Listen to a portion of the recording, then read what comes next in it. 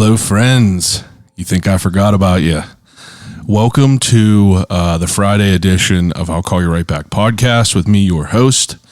My name is Chad Medved, as you may know. For any new listeners that we have here this week, welcome. Appreciate you being here.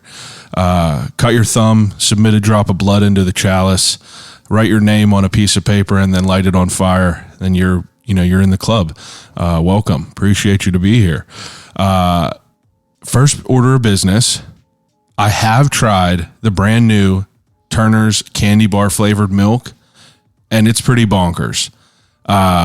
It's peanut buttery. I enjoy it. And I was trying to I was looking at all their flavors, trying to place it on the scale. I bet you it's probably like my third favorite, but it's pretty good. I'm usually not like a peanut butter guy. So I feel like I'm not the best person to judge it, but it's a tasty milk. That's absolutely sure. But run on down to the local bodega. They're on your shelves. If they don't have them, ransack the owner. Tell them that you need the limited edition Turner's flavored milk up on the shelves immediately, and then see if you can make something happen. You can attract more bees with honey. Be nice to the guy. Don't ransack him. But we have a special edition this week. This week we're obviously a little bit late. It's just been, I'll be flat out honest with you. Last night it was just, Wednesday nights I usually sit down. I usually edit the episodes, kind of just, put my headphones on, listen through, really just go through it. And last night it was just so damn nice that I just really wanted to take the dogs for the walk. So, we push it back a day. And, I at first I was having anxiety about it. I'm like, this is going to be the end of the world. But realistically, it's not. It's Friday. It's going to be a beautiful day. And what's better than a Friday? You're off tomorrow. Maybe you're not off tomorrow. Sorry if you're not, but I'm off tomorrow. So it feels good for me. It's nice to have a little change of pace on a Friday. I like making a post on whenever it's an episode day. I like getting a little buzz with that. I like people engaging. It's fun.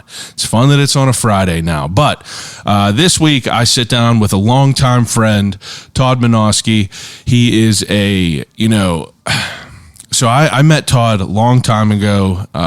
He was in a band in the city, a heavier band in the city that we had mutual friends, and we ended up at CCAC together and kind of just became buddies there, chain smoking cigarettes. But I've kept in touch with Todd over the years, and honestly, just a great guy. But there's something fascinating about people that you stay in touch with, in the first place. It's easy to let people slip through your fingers, especially over 12 years, something like that. But it's also interesting to kind of the people that you stay in touch with and kind of how their life pans out. And, full circle, I love seeing people that I have a history with that are just in love with something that they're, just completely passionate about.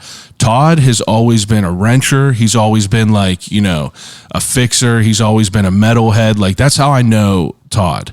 A great dude, like I said. But in his, more recent years, in the past 6 years, Todd has become a very, very fine craftsman of cutlery. And it's perplexing to see the level that he has gotten to in such a short amount of time. So about 6 years ago, I started, Todd was a mechanic, by hobby. And anytime my car would fuck up, I would go and hit up Todd because he's a dude that I was friends with. He had a shop, and I'd just go down there and hang out with him while he'd, do whatever to my car because he's always been savvy like that. But as I'm sitting there, I'm looking at his toolbox, and he just has these templates of these knives cut out. And I'm like, what are these knives that you got here? And he's like, I'm just something that I'm screwing around with. And whenever I say they were templates and knives, they look pretty sick. And, over, as time went on, Todd started posting these pictures of these knives on his Instagram story. And I'm like, kind of blown away. Like I'm a typical dude. I grew up, collecting pocket knives. I would buy pocket knives at flea markets. I got 100 of them. On my podcast table right now, I'm looking at a set of brass knuckles, a stiletto switchblade knife, a butterfly knife. I like knives, that's a knife. But Todd was making these and I hit him up and I'm like, yo, dude, I want a knife from you. Like, I want to buy a knife from you. And he's like, yeah. Whenever I get like good enough to sell one. So, as he starts like putting out these like completed pieces, I go and I rap in his ear again. I'm like, I'm about to get married and I want you to make me 3 identical knives for me to like, give away to my brother and my cousin as like a, invitation to be in my wedding or whatever, however you want to say it. But he makes me these 3 knives and like they blew my mind 6 years ago, just what they are. And, if you see the knife that I got from him 6 years ago compared to some of the things that he's putting out now, it's absolutely mind blowing. And this dude is all self-taught, self-made, never had a lesson besides for, going on YouTube and just like, checking out some of the resources that you got on there. And like something about that, it makes the fire inside of me burn a little hotter and a little bit brighter. It's like someone who's just interested in it, that's just like, completely obsessed with something, that just wants to dive into it and, completely submerge themselves in something that they love. And that's exactly what he has done in this world of knife making. And like, it's not just like cookie cutter shit. Like he's doing Damascus steel. He's doing multi-layered steel. He's doing, fine, rare pieces of wood as handles. Like he's making his own sheaths for these knives. Like, and it's so easy for him to just, it's so easy for anyone to just like kind of take shortcuts and cut corners on things. But like, this is the opposite. This is a dude that's like strictly making things for, himself first. And you could see it in his products. His brand is Goathead Knives.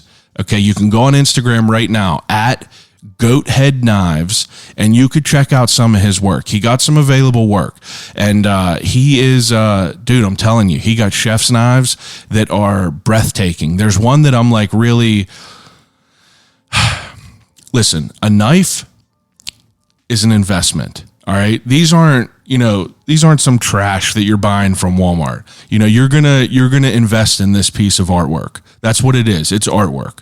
So, I mean, like these knives come with a cost, but like these are ours. Like if you think about a knife and history, knives are like the first, they're like the first thing that was like, maybe they're not the first thing, but they were like a meaningful thing back in the day. Like a knife, before guns, you had knives, you had bows and arrows. Like a knife carved your bow. A knife is like an instrumental thing. You butchered meat with knives. A knife is a sacred tool. And like, to put honor and care and time and just like love into learning this craft and doing it and executing it the way that Todd does. That's why I had to have him on here. You know what I mean? Grinding. Dude's been grinding at that a little bit longer than I've been grinding at this podcast. And it's just all gas, no brakes. Like there's no brakes with it. If you look at the quality shit that he's putting out and you scroll to the beginning of his Instagram where he started years ago and you see the stuff that he's putting out now, you're going to be blown away. I urge you to go to @Goathead Knives on Instagram. Go to his website, www.goatheadknives.com, and check out his work. And it will speak for itself. This week we sit down and we talk about, kind of like me and Todd's origin story, funny shit, just growing up as like, as band kids, just going to shows. And then we get right into him wrenching and like how he kind of became the type of man he is that works with his hands. And it's a great conversation. I'm excited to put it out, and it was worth the wait. So without further ado, episode 216 with Todd Minoski of Goathead Knives. I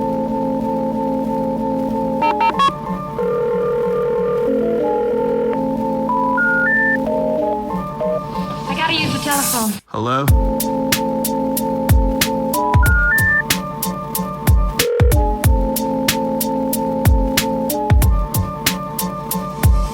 Telephone. I'll call you right back. I'll you right back.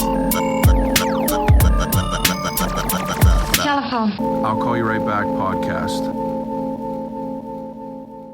I'm just listening to like. Well, you're probably used to listening to yourself talk. It's like background noise for me. Yeah. I kind of feel like I'm crazy. It's your conscience talking. Move up to the mic. You got to be up close to the mic. You could hear the difference of it. So, you have a cushion on that seat? Yeah. Okay. I need to get better chairs. These chairs are the most uncomfortable for like a long drawn out talk, you know. And for like 3 years, I was just, you know, raw dogging it without these cushions on there. It was just a wooden chair that just sucked. And then, you know, I feel like my back started to get fucked up. So I bought some cheap ass cushions, and here we are with a nice, we're in a comfy position right now, I guess. It's a nice setup. It's a long time coming. Yeah. I feel like that, like, when did this start? I always have trouble remembering, but I think 2017 is when I did my first knife show. Yeah, because so you were I was doing making this for a year before I did my first like event. It's like a craft show. It was at Whispering Pines. I think Antoinette and her mom were there. They stopped by. I think I do remember that. Glenn was there, right? Yep. Yeah, Yep. I think I do remember that. She introduced herself, and I was like, "Oh, 5 years ago. yeah, That's pretty wild. It's wild that it just like, you know, the years add up. yeah." It's come a long way because I mean, it started out like, I mean, watching a YouTube video of some Polish dude named Trolski. He like made a wrench into a knife, and I was just like, that's the coolest thing I ever seen. Yeah. And I like grabbed a piece of scrap steel and just started grinding with a grinder and like built a forge, and just it took off from there. You got obsessed with it. Yes. I mean, so it's interesting because, like, you know, I've known you for a long, long time. Usually whenever I have people on here, it's like I kind of don't know them that long, but Right. I was thinking about it, and it's like ever since I could remember, you've been like one of the original wrenchers that I've known. Yeah. You know, like you've been a wrencher from, I think, like we met at CCAC. I don't remember how we met at all, but I just remember, I think that we knew that we had mutual friends, and then we had a class together, and we skipped class together. Smoked cigarettes. Smoked cigarettes, just like, how long has it been since you smoked a cigarette? Well, I was just out in Utah. I was drinking and I had one. That's all right. That's all right. I didn't enjoy it like I thought I was, but I mean, it's been years and years. That's what I mean, like full circle to it all. It's like we used to just sit there and chain smoke cigarettes and like couldn't get enough of it. But now it's like I smell cigarette in the morning and it like makes me gag. Oh, it's terrible. And it's like if someone laid $100 bill on the table and was like, just you got to smoke that whole thing down. I don't know if I could. I really don't know if I could. You smoked one after years, and was that like the first one, or are you a casual drinker smoker? That was the first one in a long time, and didn't like it. no, I was just like, That's weird. Not for me. Do you get cravings ever? Never. Yeah, it's like I don't ever get cravings. Antoinette, she quit smoking like right at the beginning of the pandemic, and I quit years before that. But it's like I never got cravings ever. And you know, in the beginning, she felt like she had cravings. And I'm sure, like if she has a drink, but it's like I don't know. It's weird because like I just don't have cravings for it. And you have people that are like, man, like my boss talks about. He's like, I could go for a cigarette right now. Yeah. I just can't do it. I used to just wake up first thing in the morning, coffee and a cigarette, and you're like, oh, couldn't even do it now.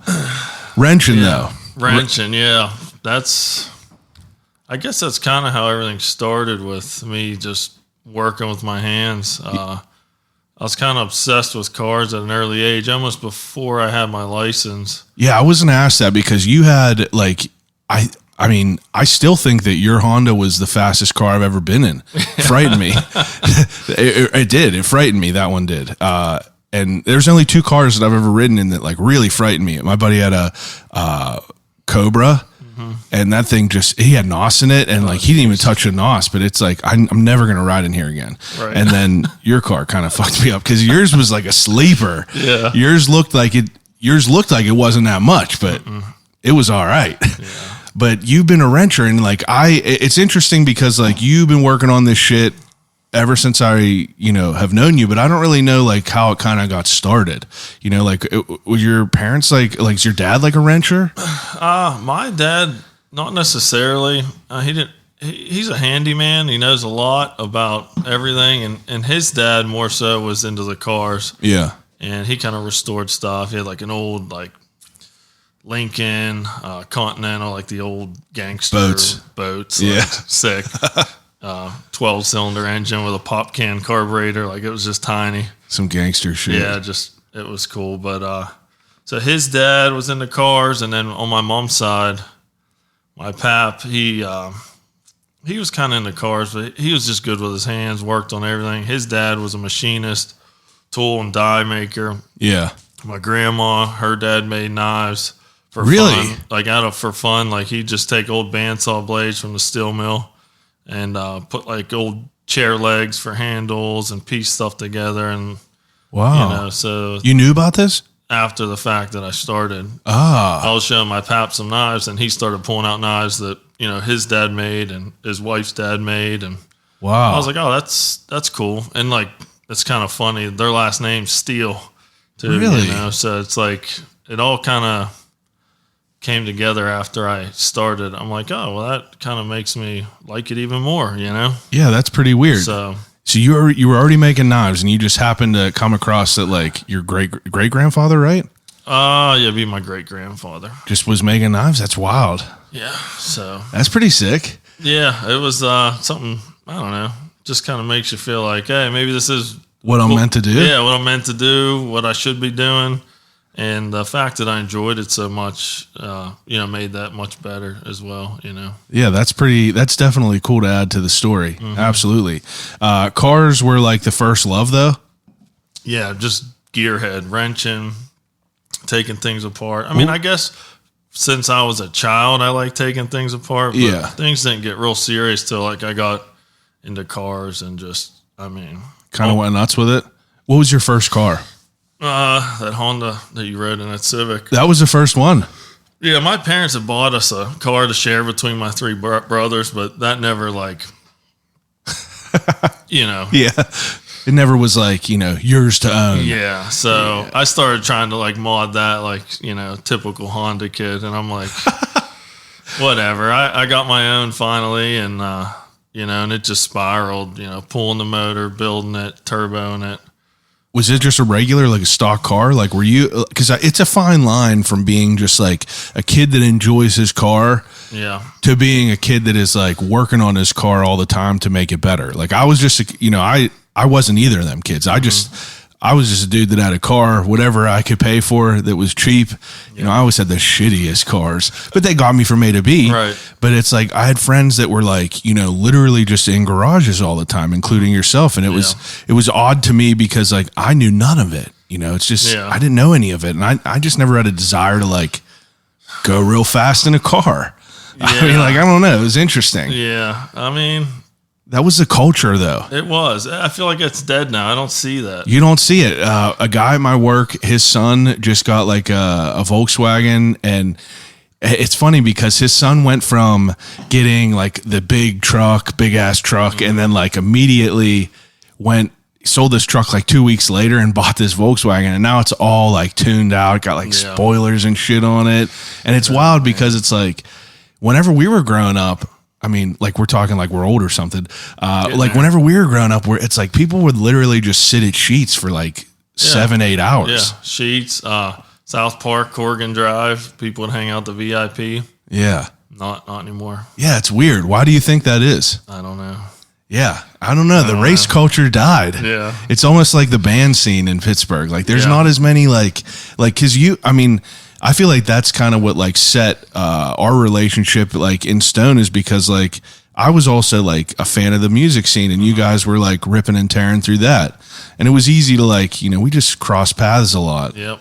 But it's weird that it doesn't exist anymore because do you know of any like bands that are like, is there like heavier bands in Pittsburgh that are like not the big bands that maybe made it out? I don't even know any. I don't keep it up. I'm so far out of it. It's like when I think of a Pittsburgh metal band, Gray Walker. Yeah. Like, that's it. Like, them dudes are still doing it. And like, Yeah, Sykes. He's an animal. Yeah. Dude, and don't stop working. Yeah. I mean, I give it to him, man. I'd love to be playing still. I mean, I have the itch. Me and the boys talk about it. Yeah. Get a few beers in. You're like, bro, I'll pick it up right now. Let's get it. It's terrible. We like can't even hang out. We get together and it's like a couple beers. Oh, you remember this song? And then we play it. And then we start going through emails. Remember this riff? Remember that riff? And it's just like, you know, everyone else at the party's just like, What the fuck are they doing? like, let them be. And Yeah. you know, over there beating their head on the ground, listening to metal.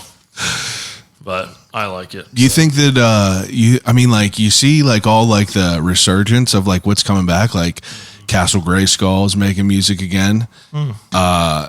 Like I think like Aftermath, or not Aftermath, but Belai was like putting shit out again. Really? Yeah, I mean like people were, I feel like everyone's getting a little bit older and they're like, we got to get back to our roots a little bit. It's like life's getting crazy. I need a way to blow off some steam.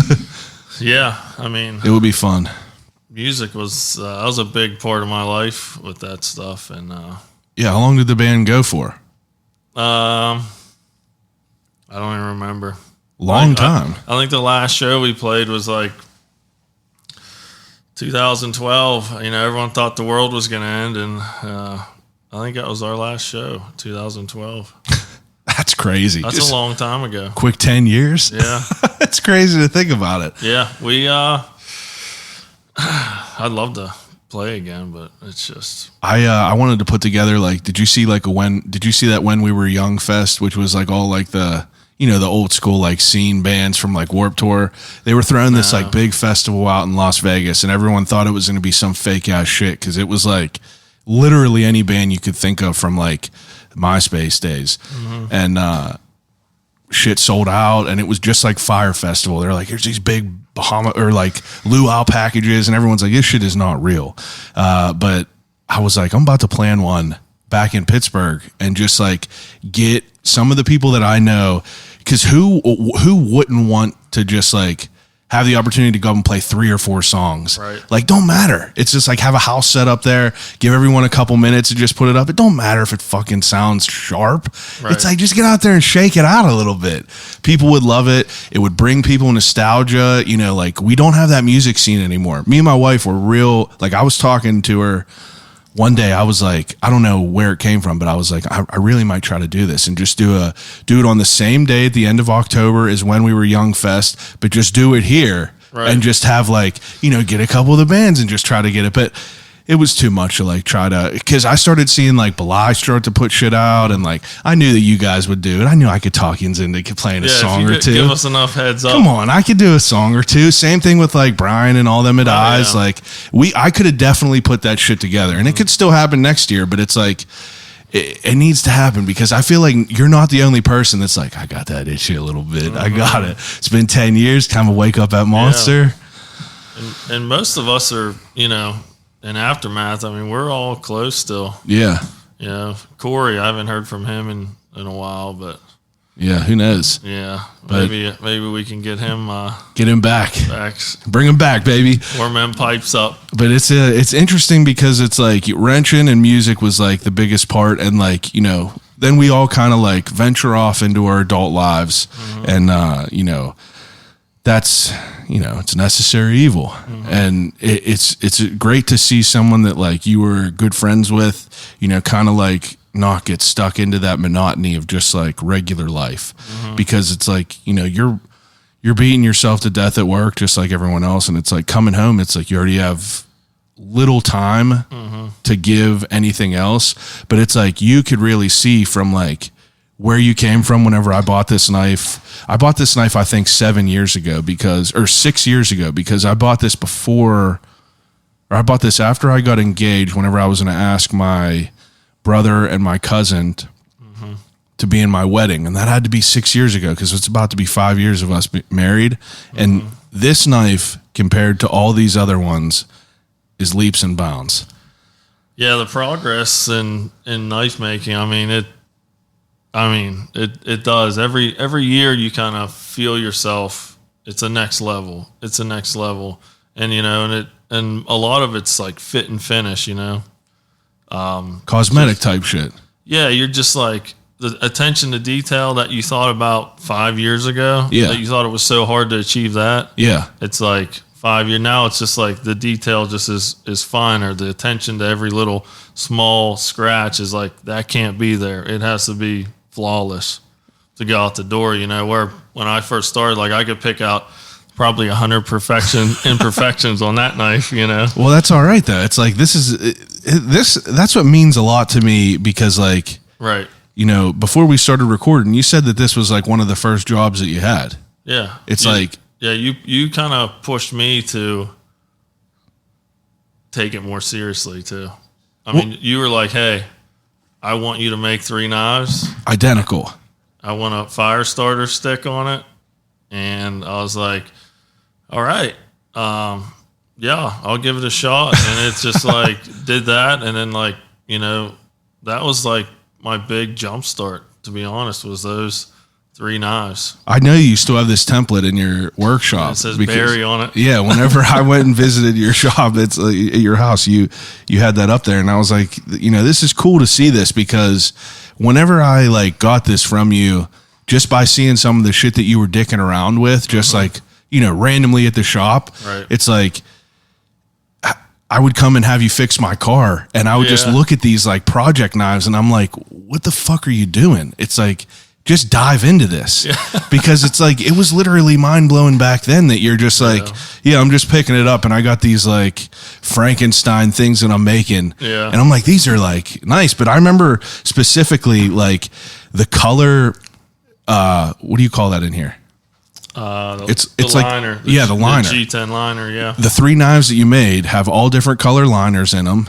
It's like I have black, my cousin has yellow, the other one has like green or blue or something. Mm-hmm. And then you had that pattern in there. It's like, I don't know, dude. It's like I felt like that you could see the potential in it, Mm-hmm. and you just need to like, and that's why like I've always been like motivated. It's like this fucking podcast stuff. It's like, I'm going to just jump into it. And it's like, I want people to jump into it because like, look how cool this shit is now. It's really mind blowing to see from this, because I haven't looked at this knife in a long time. The one that you made me, I just dug it out of storage, and holding this up compared to the other ones is pretty insane. So I want to know, like, the first time you made this knife was just because of that YouTube video?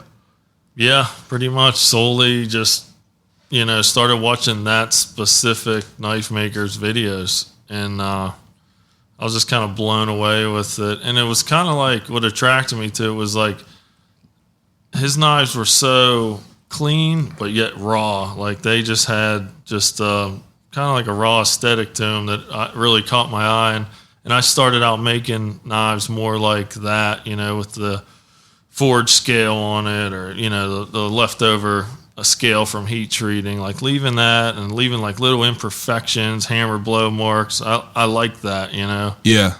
And it was just something that, I don't know, just scratched an itch that just needed, I just had to keep scratching, and it just kind of went off from there. Yeah. Well, it's cool because like that's one of the things that like I definitely noticed, because whenever you were putting stuff out, it's like, what did you call this? The scaling on like the blade? So that black would be like the scale from the heat treatment. See, like I want it to look like this. It's like there's a movie called The Hunted. You ever see that? Yeah.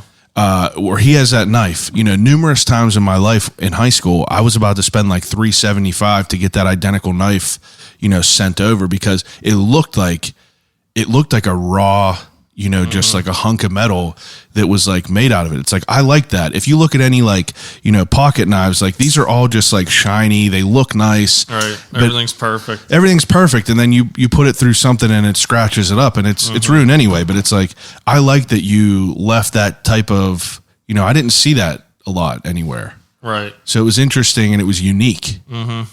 But it's like, from going from making that first one that you did, like what is the process? I mean, are you literally just following step by step on that YouTube video and just kind of just like making fine tuning from that?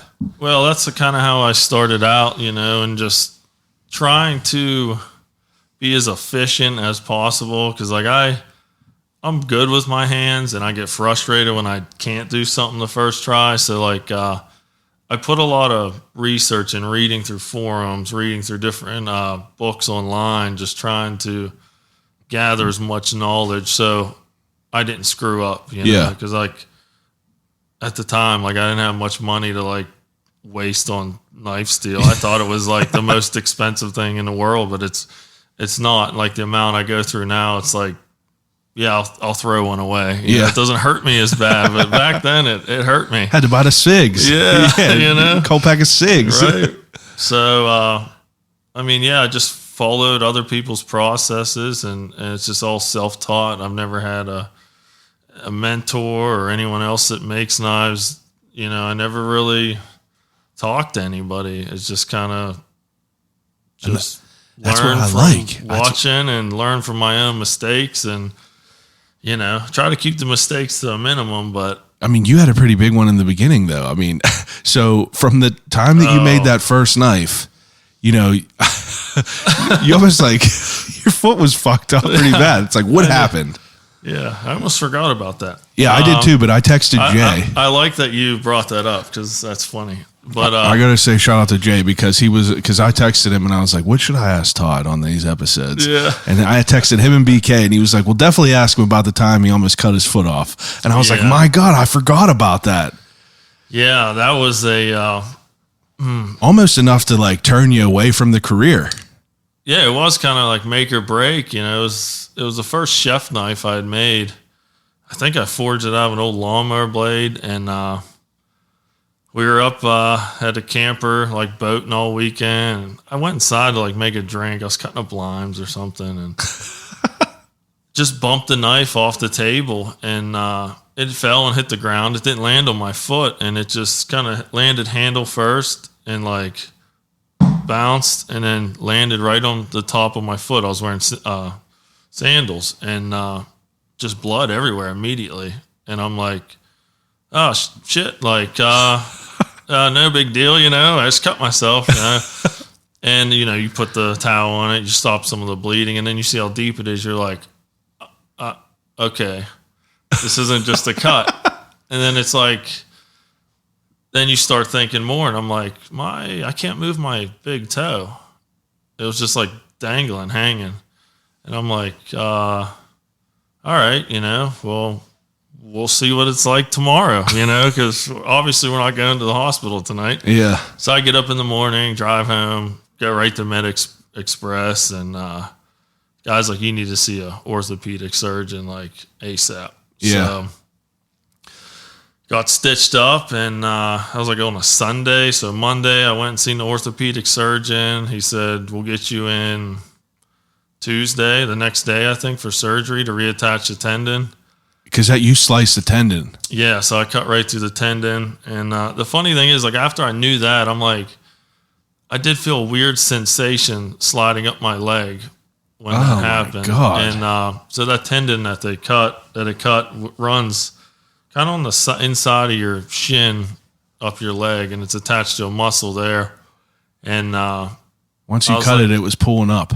Yeah, it just slipped right up. So they had to cut my foot like the length of the top of my foot and go up there and grab it and stretch it back down. And, you know, the surgery went well. It was, I mean, I was in a ton of pain.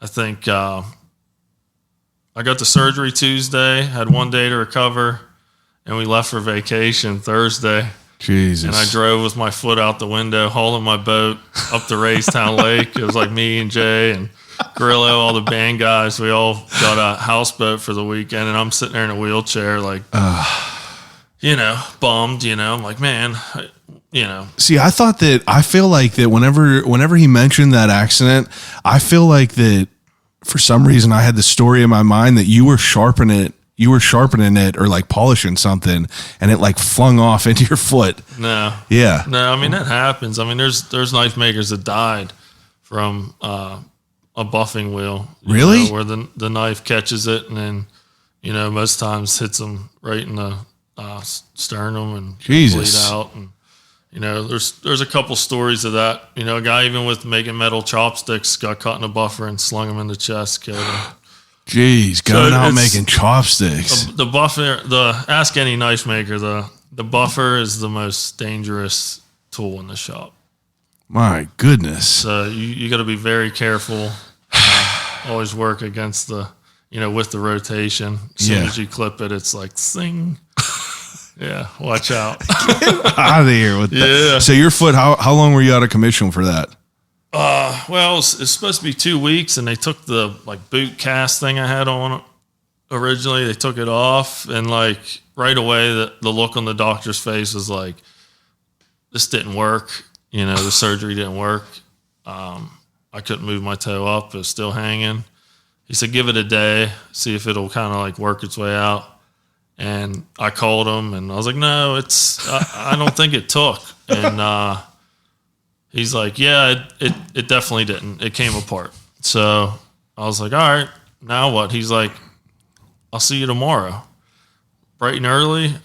He got me in, and at that point, it sat, I guess, for 2 weeks with the tendon unattached. So that muscle that controls that tendon or ligament or whatever, it kind of retracted, and the muscle kind of sucked up. And so when they went in to try to pull it, they didn't have enough length. So they put a 2-inch cadaver tendon in there to... You got a dead body in you? Yeah. Wow. That's crazy. You ever get weird, random thoughts? Like, my name's Greg. Help me out of here. Get me out of here.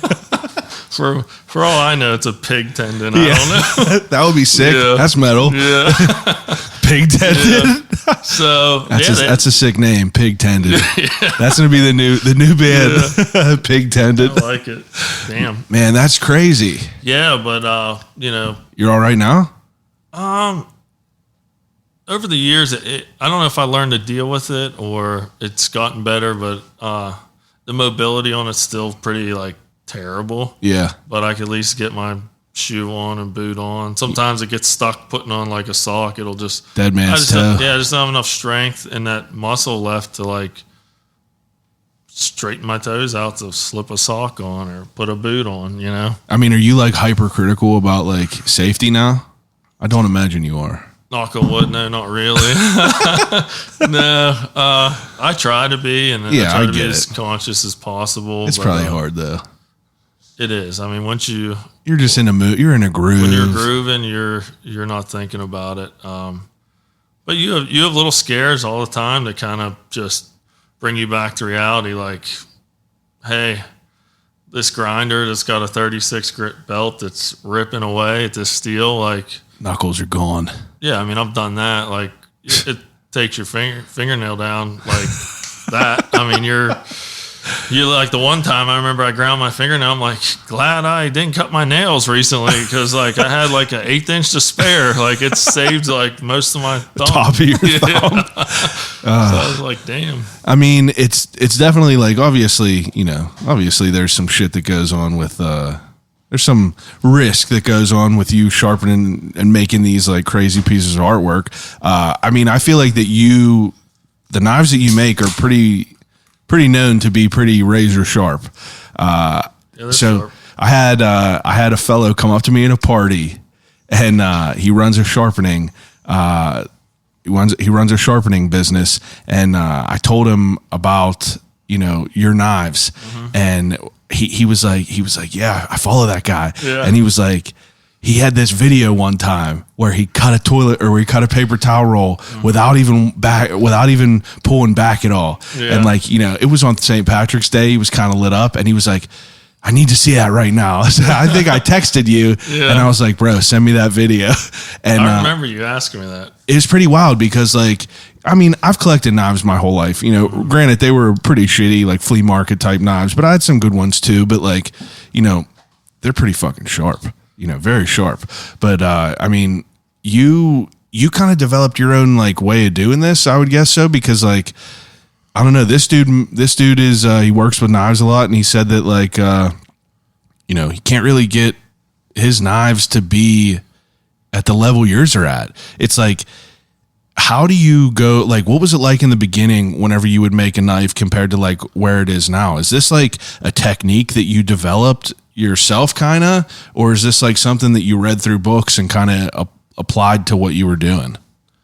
I'd say a mixture of both. I like I said, I try to do enough research to give me a good start. But until you get your hands on it and really start feeling it, you can really kind of know where that edge is and where it needs tuned. And, is the angle sitting right, or did I not grind the knife thin enough? Is it a little too thick? And you kind of like finesse that process. And honestly, I've changed my sharpening style or whatever. What do you want to call it? System? Technique. I mean, I swear every year I'm Doing something different, because you learn. And the funny thing is you kind of root back to how you did it in the beginning, and it might be the more labor intensive way, but you kind of know that, hey, this is what produces the better edge. Yeah. And, I started off trying to sharpen them on stones. Like, had no idea.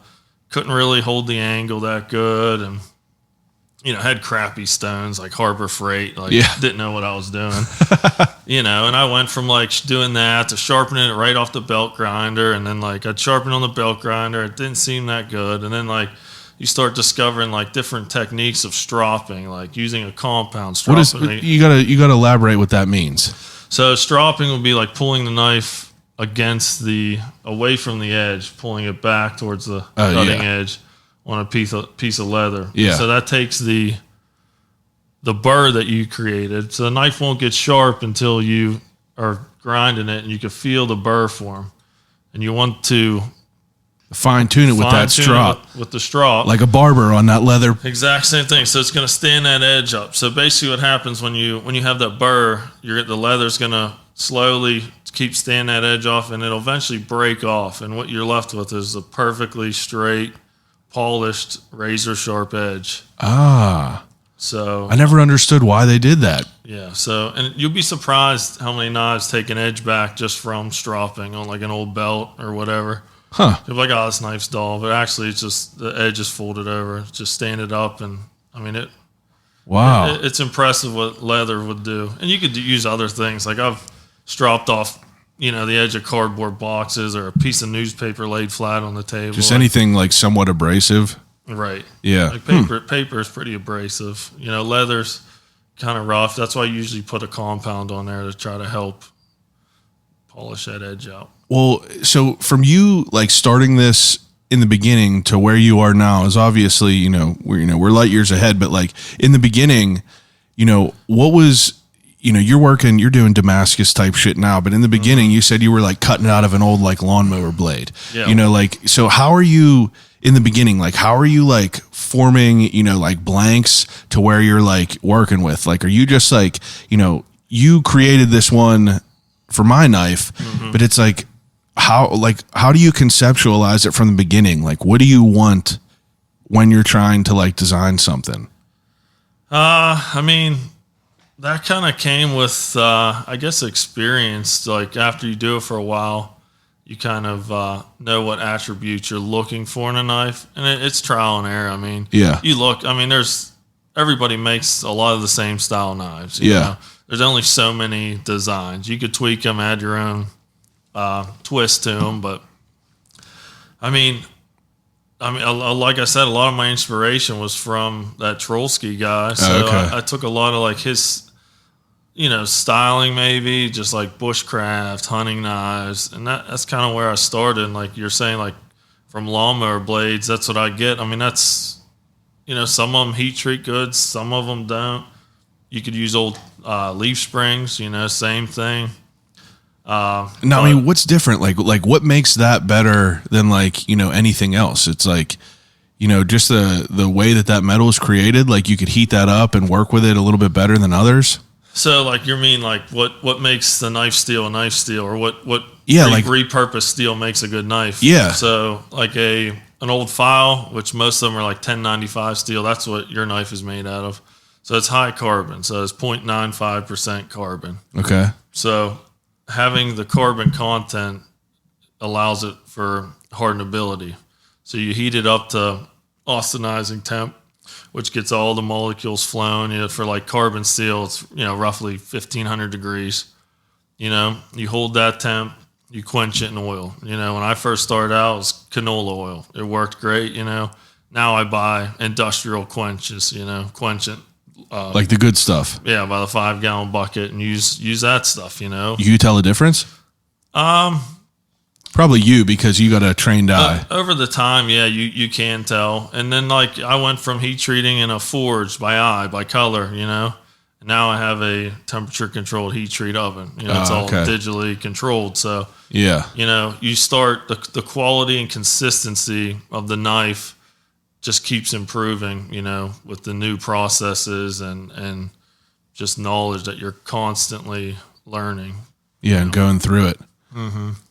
But like what you're saying, like the leaf springs, some leaf springs have enough carbon.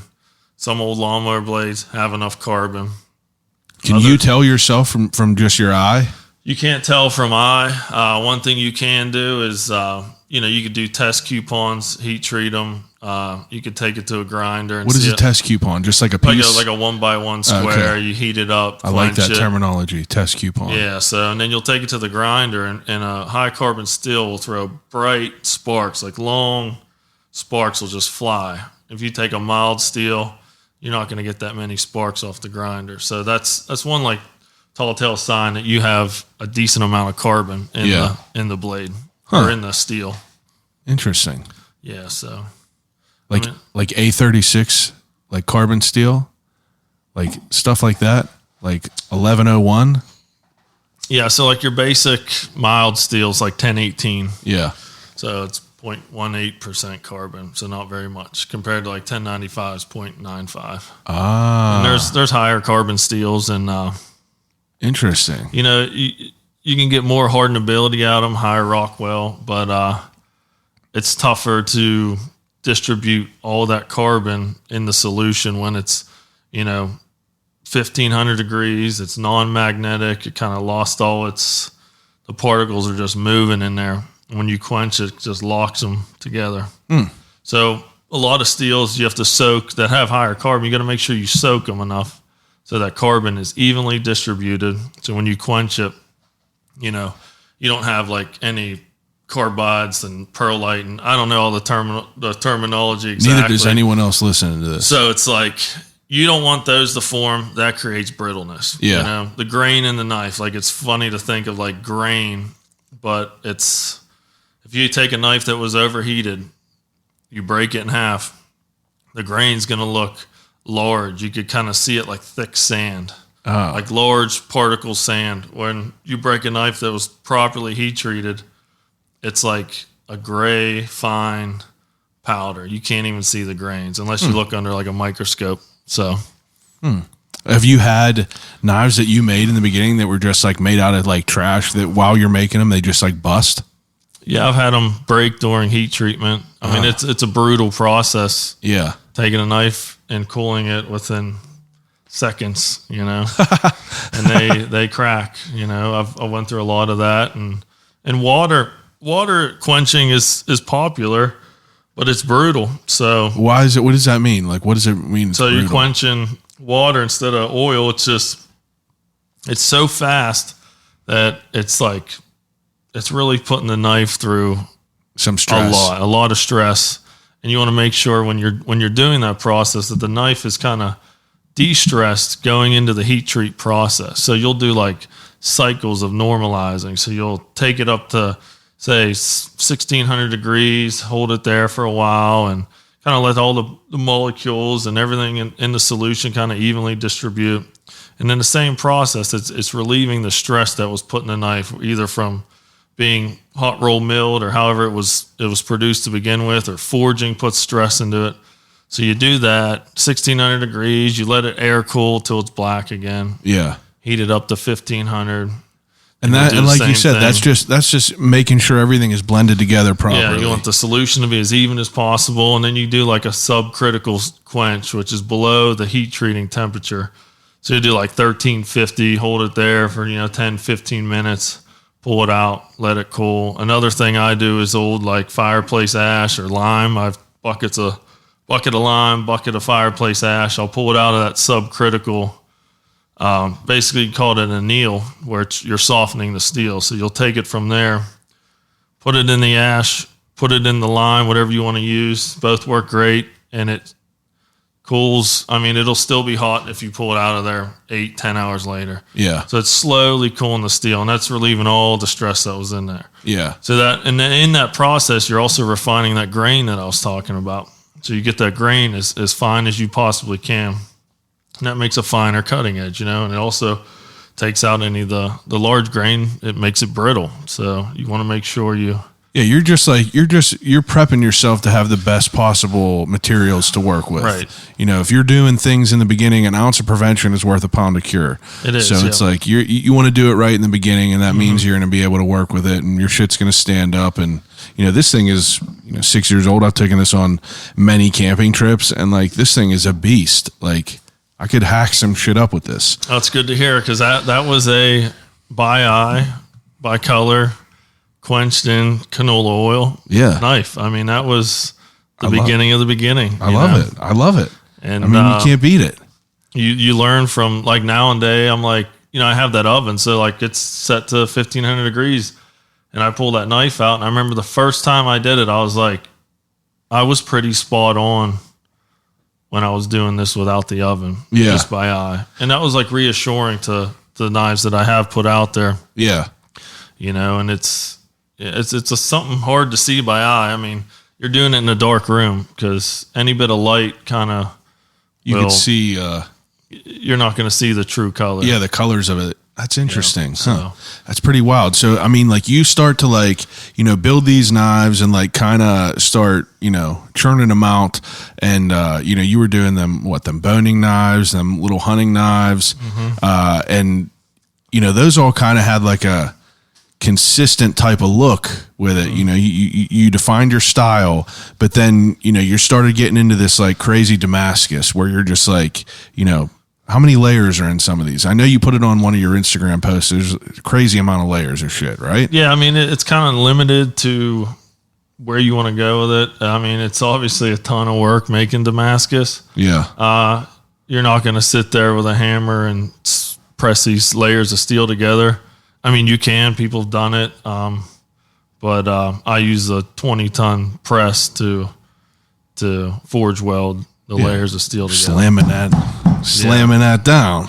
So, I mean, it all varies. Like this chef here is real low layer. I mean, there might only be 9 or 10 layers of steel, and that's what I was going for, was the dramatic, Well, what's the reasoning behind even doing it? So for people that are listening, like Damascus, it almost looks like, how would you even describe it? It looks like water almost on there. Yeah, the grain. I mean, yeah, it looks like wood grain basically on. So like, what is even like the background on why you do that? If it's so labor intensive, does it make it stronger and it make it, That's argued. I mean, I think back, like Japanese culture used to do, they'd make steel and layer it and layer it and layer it. I mean, they do 1,000 layers and stuff where you can't even see the differences between them. Yeah. The two steels in this are pretty similar in properties. So one's a high nickel, that's the one that comes out lighter, and the other's the high carbon, which etches darker. But your main reason is like cosmetics, like looking. It looks awesome. A lot of it is cosmetic. Like I said, it could be argued whether or not a Damascus knife's better than a mono steel, which is just a single type of steel. Yeah. But like I said, it's argued, it's personal preference. Do I think they cut any better? They all cut the same. Yeah. After you get a sharpen on there. Yeah. So I mean, it's definitely looks cool. It's like it's a whole nother art form of knife making. Yeah. Being able to produce the Damascus and manipulate the layers of steel. Like I'm very entry level compared to some of these guys out there. I mean, they're doing mosaic Damascus. What does that mean? So they'll make like designs in it. So they'll do like a star pattern or zigzag, and they'll take that steel and stack it in different ways and put it all together, forge weld that, and then draw a knife out of it. Like one of my favorites, and it's something I am working on, is feather pattern. So it's layering the steel, and they call it crushed W's. It's just kind of like how you manipulate the bar once you get it welded, drawn out to a square. You manipulate it to where kind of it's wavy. Then you take that apart, stack it in another orientation, weld that together, and then you split it with like a similar like wedge, like an axe. And you'll split the steel, and it'll push them layers and suck it in. And then you'll forge weld that back together. And then once you etch it, it kind of has this like sweeping, drawn in feather effect of the steel. So it's like you could just, as far as your imagination could reach, I mean, that's what you could do manipulating the steel. You know, it's like an art. It's drawing into the steel through manipulation. So, I mean, from whenever you're starting this to like, you know, how long are you just doing like bare bones shit in the beginning? Like before you start to get like a hold where you're like, you know, kind of on like autopilot, you know what to do, you know how to do it, you know how to do it well. Yeah. So like starting out with like stock removal knives, which is just taking your piece of knife steel, you're cutting it out with a grinder.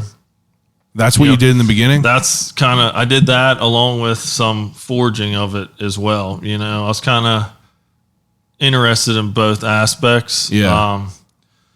It's easier to start with a stock removal knife because you got an even thickness. Now that means you take a square piece of steel and you cut out a blank. Yep, that's your bar stock. You cut the bar off. You draw your design on it. You take a grinder. Shape it out. Shape it out. You draw your center line. You grind your bevels. You heat treat it. Finish grind it. Hand sand it. Mount the handle. And that's like, I still do that a lot. Like a lot of these hunting knives and these chef sets that I'm going to start selling, like all those are, you know, stock removal.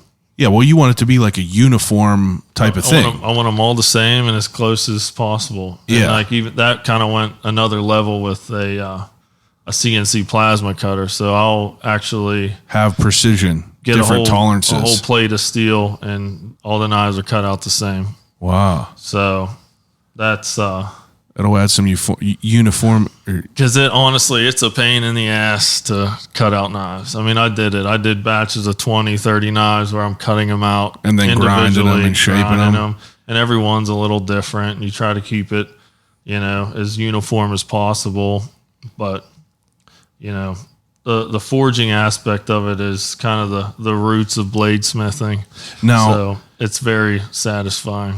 Now, do you think that, you know, I'm curious that you say that now. It's like you were saying before, everything's a little bit different whenever you were just like shaping it out yourself compared to now where you're plasma cutting it. Mm-hmm. It's like, you know, it's interesting because you said you want everything to be as close as possible. Why do you, I almost feel like as like a consumer, like I like the one-off type of like aspect of things. I like it to be like unique in that way. But you as a knife maker, it's like I can almost understand why you want it to be like uniform because it's almost like looks more professional, like like you have a system down, you know, A to Z. You know, does that make sense? Yeah, and it's something that you kind of always kind of go back to, and I catch myself like, am I drifting too far from why I started making knives? What do you mean in your way? Oh, like wanting to make it uniform and make like sets? Am I going to like, you know, production style, you know, or am I losing like my roots? And are you selling out? You're telling me you're selling out, bro? No. I mean, I'll be selling out when everything's automated. Well, it's like, I mean, like I get what you're saying, but like, you know, I'm sure that what, you know, the place that thought comes from, like if you're drifting too far, it has a root of that feeling of like, you know, I don't want to like cut corners and like, you know, make it, you know, look like, you know, some cookie cutter type of shit, so to speak. But I don't know. I don't think, I don't get that from that, but it's interesting the way that you process that compared to like the way that I look at it because, you know, in the end, you know, I talked to someone who has like a pretty big business in the city, and he recently went from being kind of like a mom and pop to kind of like, you know, being a corporate entity now. And me and him had dinner and we talked, and I asked him this question. I was like, you know, do you ever like, because this is I obviously can't name him, but it's a pretty big business. And I was like, your original spot was like a mom and pop type of feel. It's like people went there for like the one-off type of feel. But now it's they're becoming more chains, like they're popping up everywhere. And I was like, how are you, do you ever like think about that? Do you ever like worry that you're like losing that, like, your roots, so to speak? And he was saying, basically he was like, why did I get into this? I got into this to do this and to make money. I can't progress my business and what I want to do unless I can make money. He was like, just because I'm, in his words, air quotes, selling out or whatever people think it is. It's like, he was like, I just don't give a shit what people think. It's like, no one understands what I'm thinking about it. No one, and realistically, people don't know the intention that you have. Everyone's just spinning their own webs of like what they think that you're thinking, which is all just crazy bullshit. But that's like why I asked you, as far as like, having like the one-off compared to like you saying like, yeah, I want it all to be like pretty, identical. And that's like a cool way to like kind of look at it from your point of view, rather than like, cause you know what I mean? It's like, I want my shit to be unique. I don't want people to have the same shit that I have, but I get what you're saying now. And that's like an interesting way to, kind of. Yeah. And I think I overthink about the customer. I want I want a knife that's going to hold up, and I, start drifting towards using these synthetic materials. Cause like, people put their knives through the dishwasher, you know, and when you put your heart and soul into it, it hurts. That's a really good point too.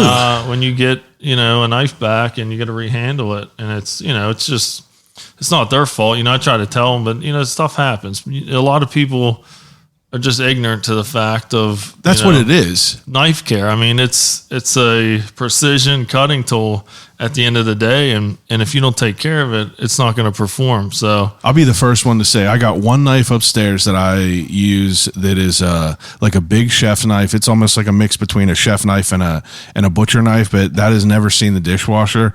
All the rest of them though, right in there. I drop them in the I drop them in the shit, and it's terrible because the one that I have is like, it's kind of like busted, and there's a little bit of rust on there, and I'm cutting up food with rusty shit, and it kind of like makes you think. You're like, I want like one of them nice magnetic blocks with like all the nice knives up there. That's what I got at the house, and it's hard though it's hard to be on top, and it's honestly a routine. I mean, my wife had to learn it. You don't ever throw the knife in the bottom of the sink, because you're going to cut yourself when you reach in there. Yeah, but even before it's a routine, it's like, it's an investment in the beginning that it's a big investment. A big investment. And some people don't like, some people, don't necessarily like understand it. They hear like, $500-600 for like a nice, like, chef knife or something like that. People are like, that's insane. But it's like, realistically, it's something you're going to have for the rest of your life if you take care of it. Right. And it's like, and that's another reason that I wanted to like have you on to kind of like, talk about, your passions and like, kind of how you create these pieces of artwork, because, people see a price tag and it's a hefty price, but it's like, you're putting like crazy time and hours into these things. It's literally artwork. Right. And at the end of the day, I'm not making a killing on it. It's compared to the hours you're putting into it. The amount of time I put into it, I mean, they're pretty reasonably priced. Yeah. I'm not a big shot that's got a big following, and it's like, brother, I just ain't trying to get beat. Like, I mean, I give these knife makers credit that are full time, and they're just grinding all day long. Yeah. I mean, it's hard on your body. How besides for your regular job, like how many hours a week do you think you spend on knives? During the summer I slack, just because of the nice weather, and try to enjoy it. But come here in a month, it's knife time. So from September till, spring, you're just in there. I'm in there hibernating every day after work, all day on weekends. And it's a busy season too. I mean, people are out hunting, they want knives, Christmas presents, things pick up, and I'm in there. You're putting in your work. Putting in a lot of time, and, that'll change soon though with a kid on the way. Yeah. So, I mean, like that's a whole nother thing that's like, pretty. But time, I mean, Well, during a busy season, I'd probably be in there. I don't know, say at least probably another 40 hours a week. Just in there. In there, long days on weekends, and 4 hours every weeknight if I have the time and don't have any other obligation. But what's your process of working? Like, are you just bumping music? DVE. That's it. You just background noise. You kind of go into a zone. Yeah, I mean, I sometimes get on a kick and I'll listen to some metal, but I mean, just the background noise. Now, are you someone that like has like almost like a drawing, like a plan that's drawn out, or are you to the point where you're like, it's all muscle memory and it's coming from your mind now? I envision you like, with a piece of paper, like sketching shit with like a coffee stain on it, like, is that how it is? Or I mean, for some, like custom orders, people want sketches drawn, obviously, to see what they're getting, you know, and, I'll do that. But when I have a knife that I have no plans for and I'm forging it out, I kind of I have the relative idea, hey, this is going to be a chef knife. Do I know how long it's going to be? Do I know exactly what style? No, I kind of just work it to kind of where it wants to go, you know? And,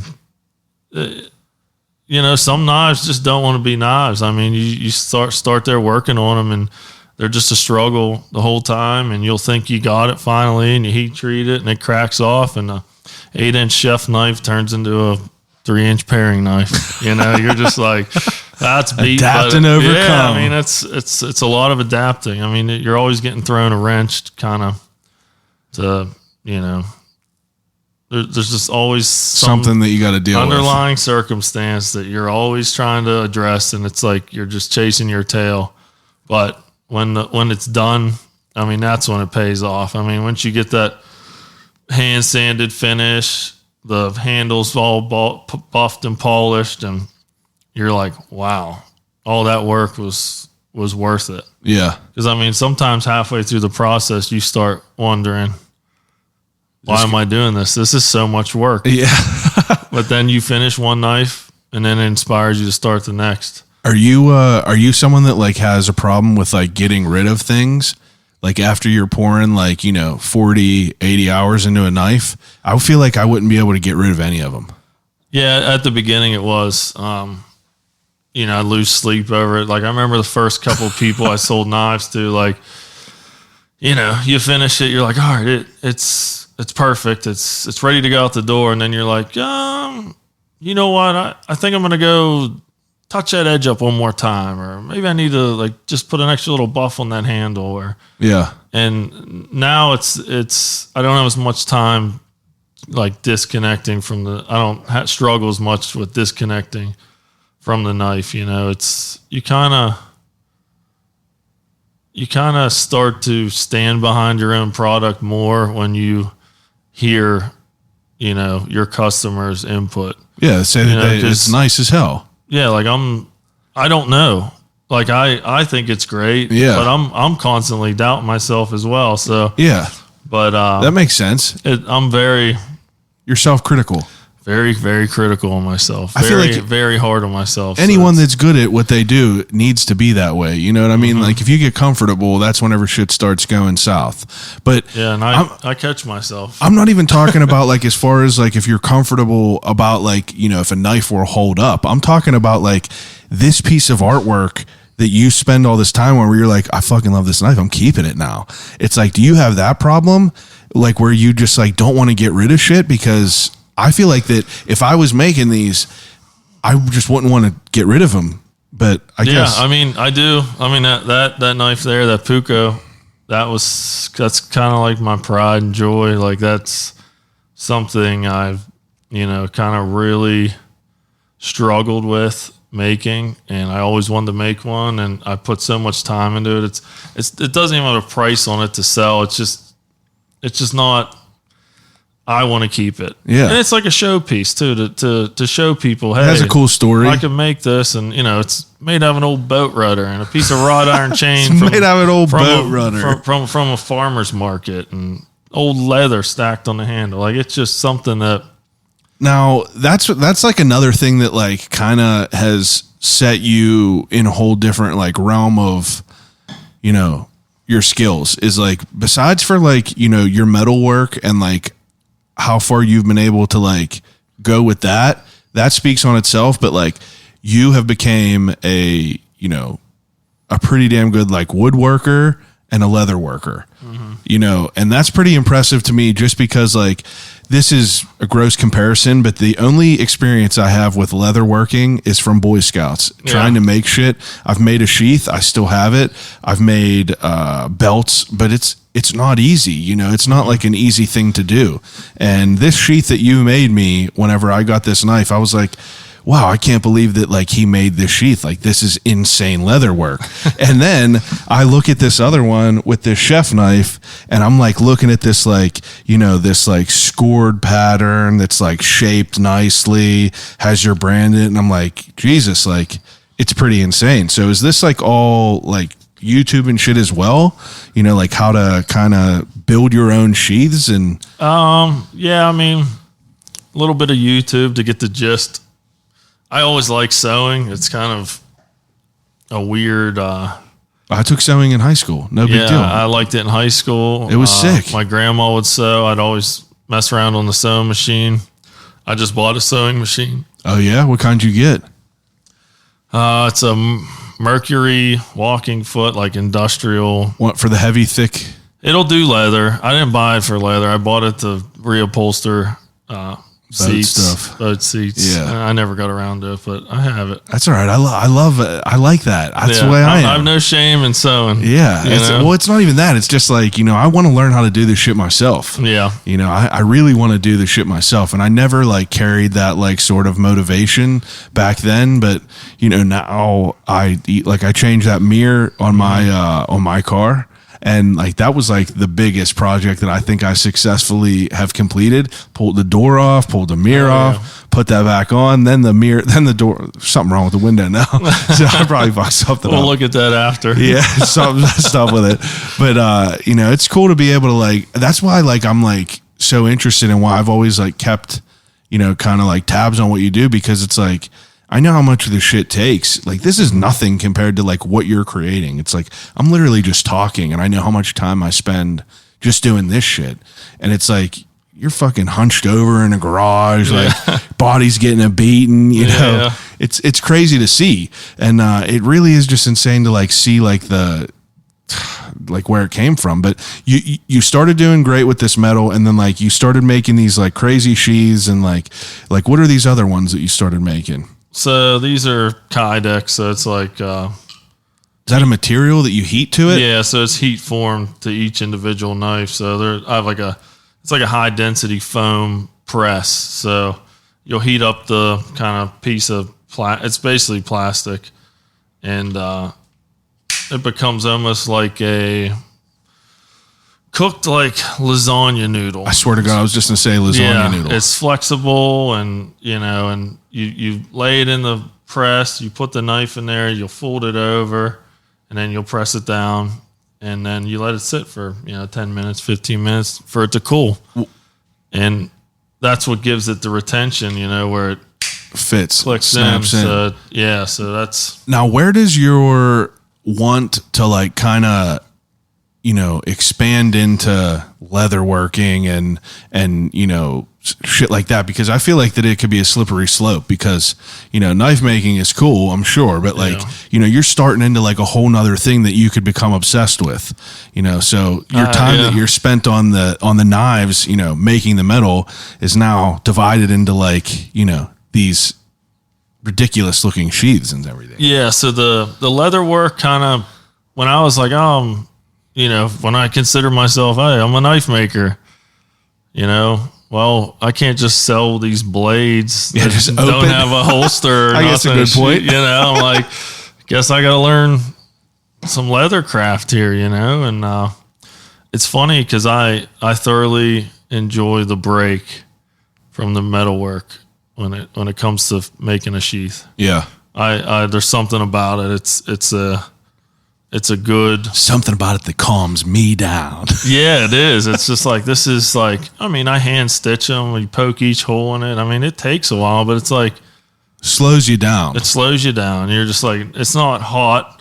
Sparks aren't flying. You're not sweating. You're just, really just enjoying the process of it. And leather's such a cool natural material to work with. So it's tough as hell, but yeah, but it's rewarding. It looks rewarding. Great. It looks really great. Like, as someone who, just kind of appreciates it, I really do think it looks great. Now, the handles that you do is also like something that is, pretty impressive, because, you're getting into like two-tone wood, you're getting into like, spacers and, all this like really good, customizable, features that people could have options on what they want. And I think that's pretty awesome. Where does the idea of you wanting to, because I'm sure you could do it a cheap way where you're like, I'm sure they make pre-made handles and shit and, do it that way. But, you're kind of just making shit harder for yourself. But I enjoy that and I like that. I mean, the handle is I guess you can compare the handle work to the leather work. It's kind of a much needed break. A needed break from the metal work, and you get to the handle and you're just kind of like, all right, like now I'm, critiquing this aspect of the knife, and really, I mean, the handle kind of pulls everything together. It really does. Like, this right here is insane. I mean, they're all pretty insane. Like, I really enjoy it. You made a remark about synthetic materials because people put shit in the dishwasher. Right. Now, is that like, you favor natural materials, I'm sure, like wood and everything? Yeah, wood feels better in the hand. It's just, I like the look of it. It's warm, you know, and the synthetic materials, I mean, there's some nice synthetic materials, but... what do you find people asking for more? Do people have a preference, or do they just buy what you do? It's mixed, a lot of people like the durability of the synthetics. So. Yeah. So, like, realistically, this synthetic knife that I have right here, if I put it through the dishwasher, it's going to hold up better. You're like, oh, no, don't. I would recommend it, but wood, even though the wood is stabilized, which is putting it in a vacuum with a resin juice, they call it cactus juice, and it pulls into the pores of the wood and kind of stabilize it. So it keeps it from swelling and shrinking with heat, moisture, water, whatever. Yeah. So, but that still doesn't, you're still not in the clear. Yeah. You're still going to, if you put it through the dishwasher, that wood's going to expand. It'll crack. Even the resins used to hold the handle together, once they get hot. It'll break down. So if you can avoid it, by all costs, avoid it. Yeah, avoid it. The synthetic material, you got a better shot at a knife being perfectly fine. But like I said, not recommended. Not recommended. Now, you selling these things, like, as far as like making this as a hobby, starting these as a hobby, obviously I'm sure that's how it started. You wanted to just make this a hobby. Now, for you to make this like, kind of transition this into like a business, like when does that like, when are you able to like, you say you're hypercritical of yourself. When are you able to like put that aside and like, kind of stand behind your work? It's like, do you remember that? It's like, are you kind of fake it till you make it and just hope nothing happens? I mean, it took time. I mean, I was making them for about a year and a half before I was confident enough to sell one. Yeah. Well, now it's like you're making like, you make your one-offs and like you spend your time on that, but it's like now you'll do like series of like, 8 of the same knives, but just have different handles and everything. So it's like you obviously established, like when did you have your first, like, how do I even want to say it?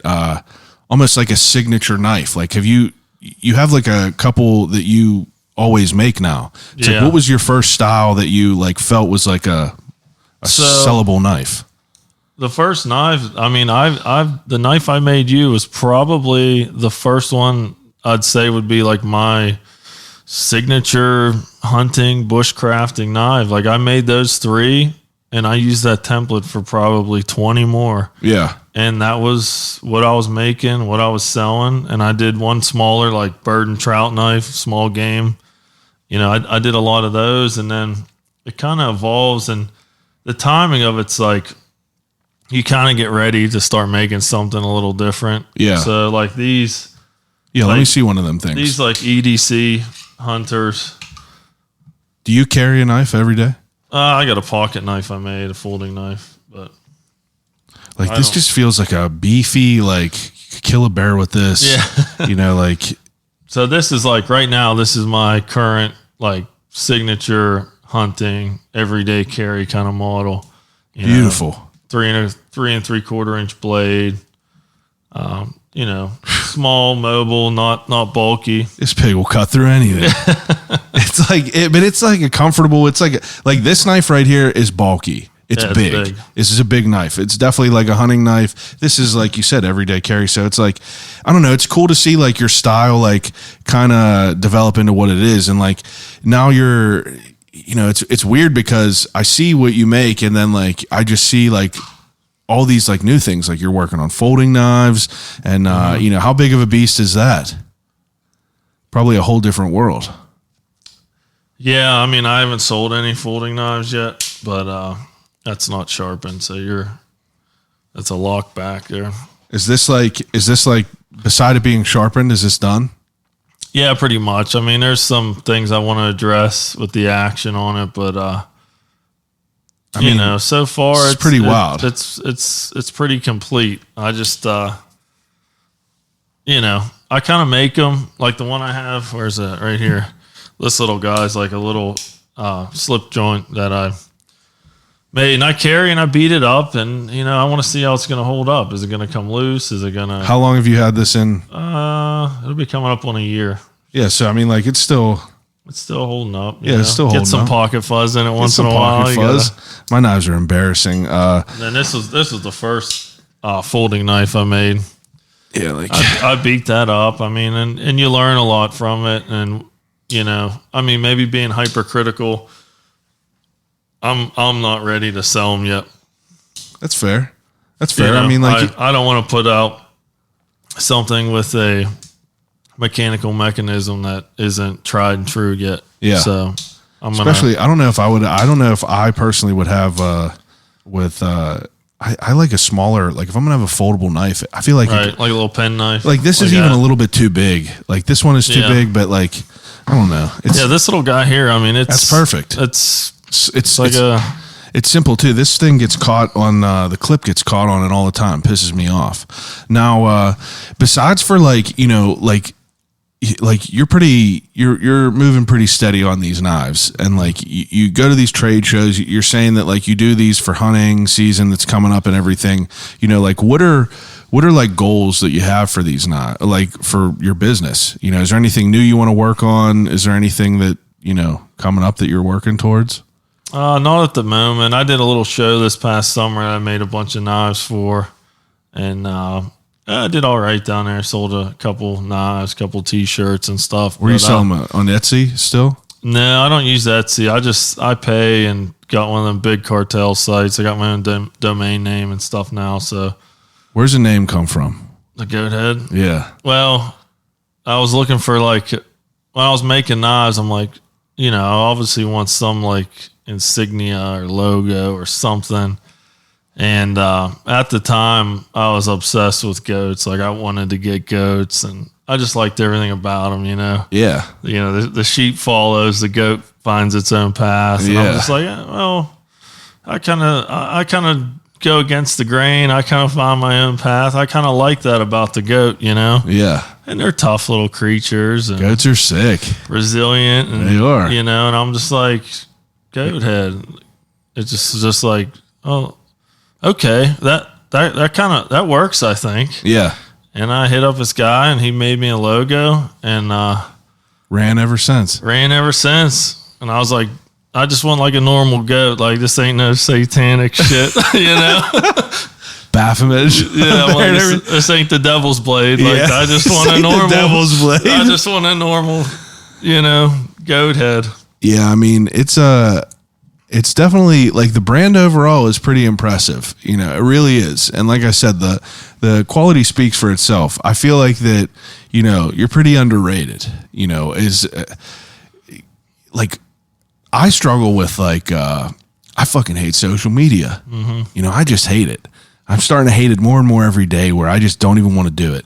And I'm just like, man, guess I have to kind of. I mean, like, what's your mindset as far as like, you know, because like artists are a different way. I'd rather consider you an artist more than a knife maker because, you know, a knife maker is like, you know, I think of that as almost as like a production line. It's like you're doing shit that is like kind of, you're feeling it out along the way. But for you to kind of incorporate a business into this, you know, does it take away from, you know, just a hobby that you enjoy to, you know, muddy the waters of that? Yeah, I mean, I think anybody could agree with that. When a hobby turns into a business, there's a fine line to try to stay on, to not make it a pain in your ass and lose that desire you had that got you into it from the start. Yeah. So I'm always trying to keep that passion alive, which, you know, kind of go off and say, you know, I'm going to take a break from making all this same stuff.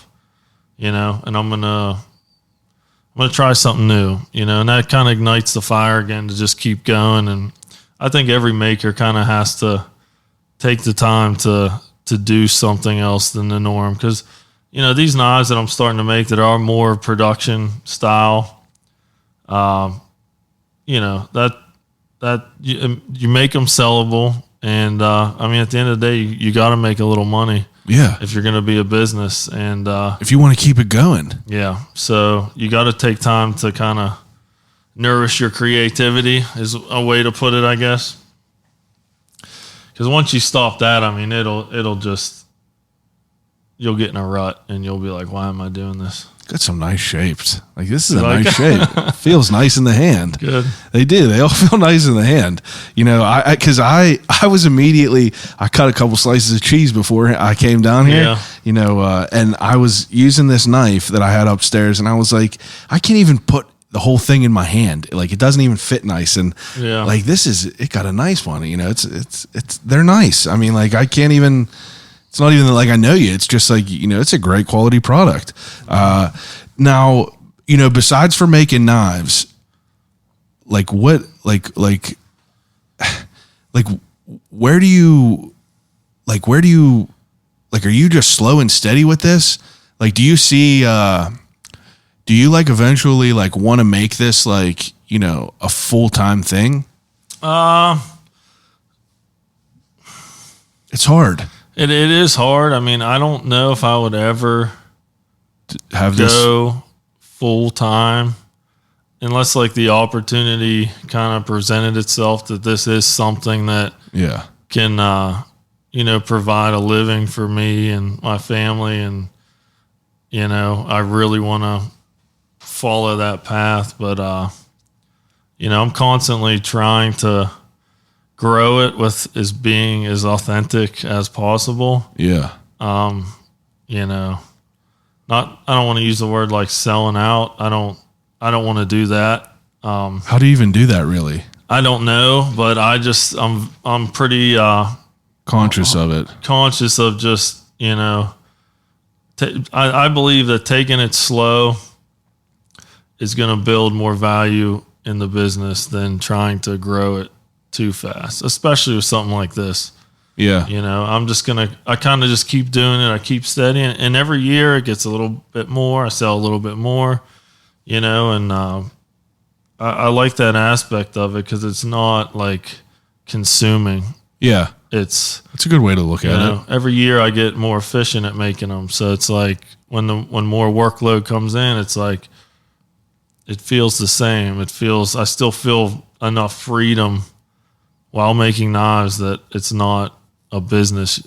Yeah, where it's like, you know, even though you're selling more, you're more efficient at making them. So like the time that you're spent on that isn't really like, you know, taking over any of your other free time. Right. So that's cool. Ideally, yeah, I'd like to make it so, I mean, like you're talking about social media.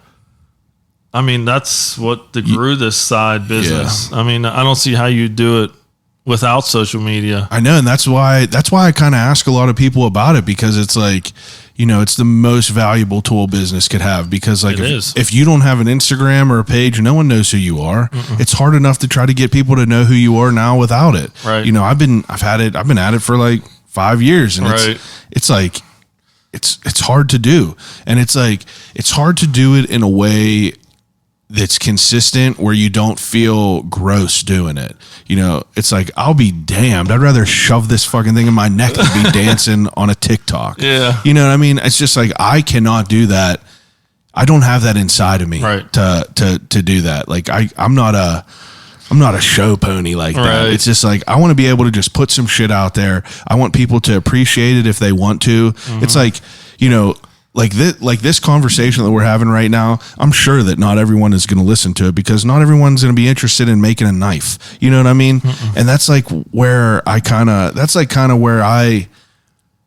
how you say, like, I want to grow this like slowly rather than just like, trying to grow it like super big at one time. I don't know. It's just interesting because like how people come to the way that they approach what they're doing. You know what I mean? Even if you're like a chef, a rapper, anything like that. Right. And I kind of feel the same way as far as like, I find more value in going at the speed that I'm comfortable at, because, I'm, like you said, I'm getting more efficient at it. It doesn't feel like as stressful, but it's also like, I don't want to like add in all this other bullshit like video. Like people are having podcasts like, oh, I'll put video in there. It's just like, a whole different world of shit that I just like don't want to deal with.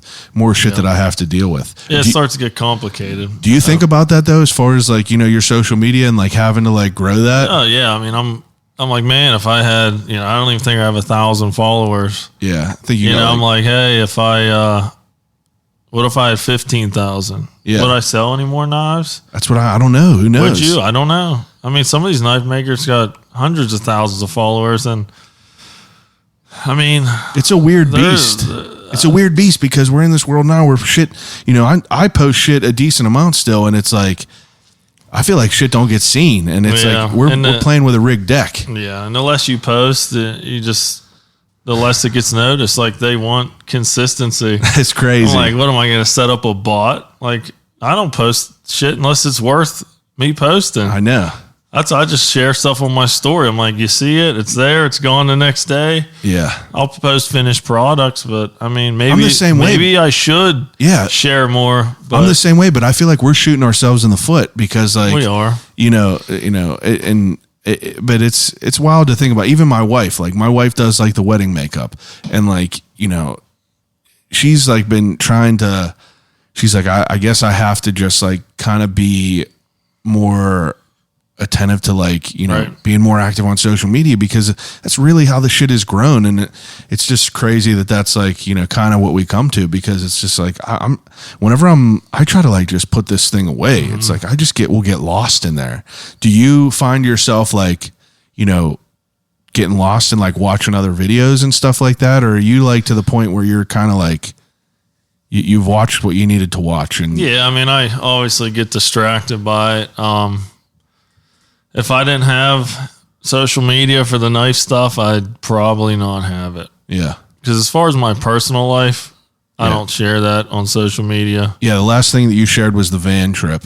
Right, and that was just some monumental bucket list thing I did. And yeah, we're going to get into it because, like, believe me, I want to get into it. 64 Dodge, 64 A100. Dodge, A100. So like we were talking about before, we got into all these knives. You've been a wrencher, and you restored this van and went across the country. Something that I feel like everyone in their early 20s, late early 30s has that dream of like kind of just taking to the road, wanderlust. Getting out to the road. Where does this come from? Like, Me personally, I never had that desire to do that. I was just going to say, I didn't really know that you were a world traveler. No, I have to give that to my wife. I mean, she has that, just got that bug. And I think she gets it from her dad. He's a very interesting gentleman. He could tell you stories about hitchhiking to Mexico and stuff like that. And he's just very, very unique in his aspect and look out, like his outlook on life. His outlook on life. And I think my wife gets a lot of that from him. And she kind of rubbed off on me like, hey, don't you ever want to like travel? And I'm like, I like it right here, in my garage. Yeah, I like garages, close to the fridge, have beers, work on knives, wrench on cars. That's just kind of all I ever did. And, we kind of put her desire to travel and my mechanical skills together. And you were with her whenever you bought that van?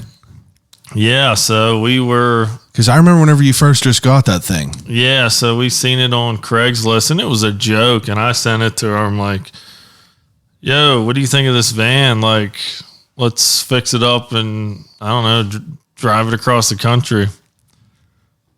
She's like, yeah, I love that van. That's super cute. Like, even though it was rusted to shit. And it was like, I looked at the picture. The picture had 2 left flat tires. It was laying crooked. Oh, it was beat. It was wrecked. Some like drunk guy smashed into it and caved the whole one side of it in. This was around here. You bought this? I bought it in New Brighton, PA. New Brighton, classic. Yeah. So I bought 2 of them actually. The two of them vans. The guy had 2 of them. One was a window van. That's the one that we restored, and the other one was a panel van. Parts van.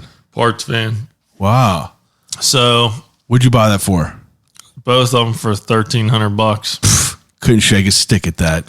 So I said, all right, well, this can't be terrible if it doesn't work out. But I mean, the money that went into it almost immediately was just like to get it running and stuff. And I drove it around the original engine. Like it took maybe a couple $100 to get the brakes working and get the, That thing was funny whenever it was in and out of the shop down there. Yeah, that was funny. I had no brakes. I just had the e-brake cable like wire clamped together just so I could stop. And I'd putz it around the road and just like, it kind of get me excited to finish it. Yeah. And it was probably... that was the idea, though. You wanted to redo it and then take it across the country. Right. Do a little traveling in it. And that kind of died after a while. I put a new motor in it and redid the suspension and, everything was in working order. And I'd take small trips in it and stuff, and nothing big. And then during this COVID, I was working from home, and me and the wife started talking. Well, maybe I should start wrenching on the van again and get it ready, and let's book a trip, So I started it in end of February of 2020. Or I went last summer. So that would have been 2021. Yeah. So in 2021, I pulled it in the garage, ripped everything out from underneath of it.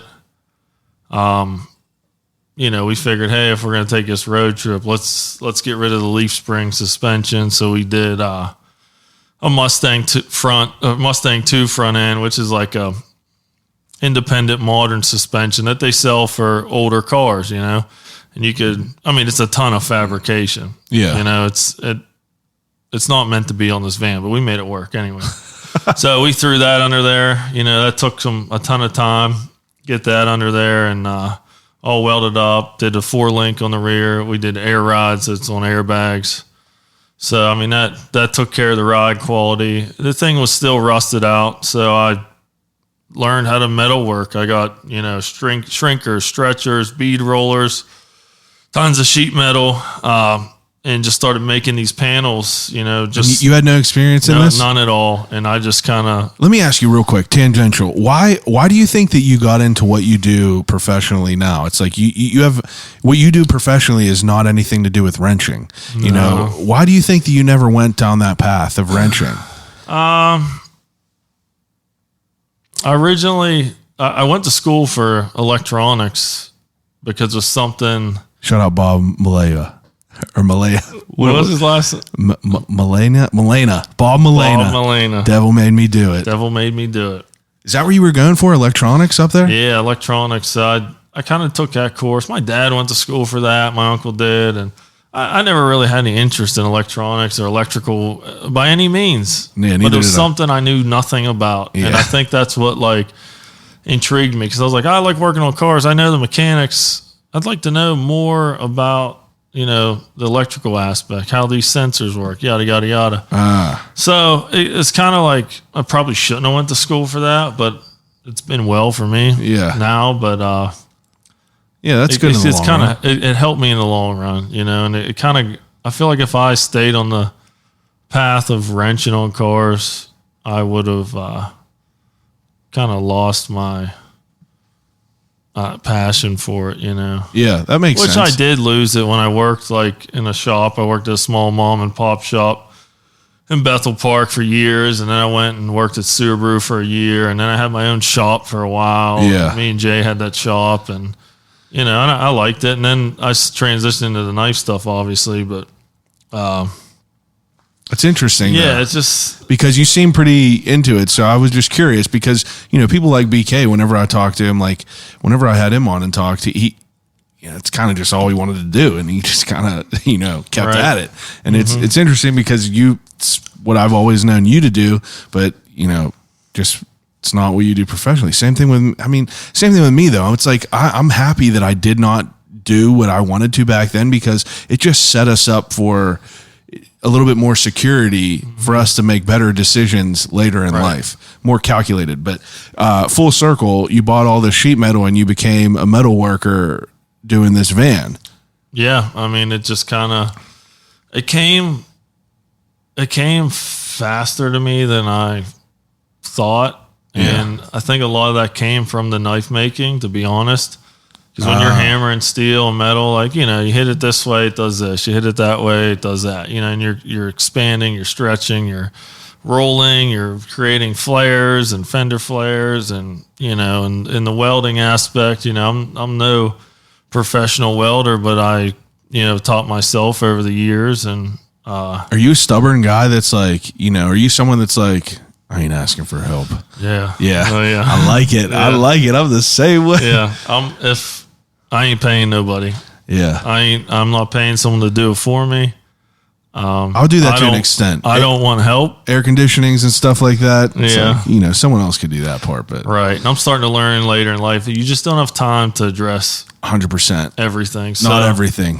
No. Let the professionals do the things. Whenever you can compartmentalize what you could squeeze by and what you should just save your time and pay people for, that's whenever you're good in your head. Yeah.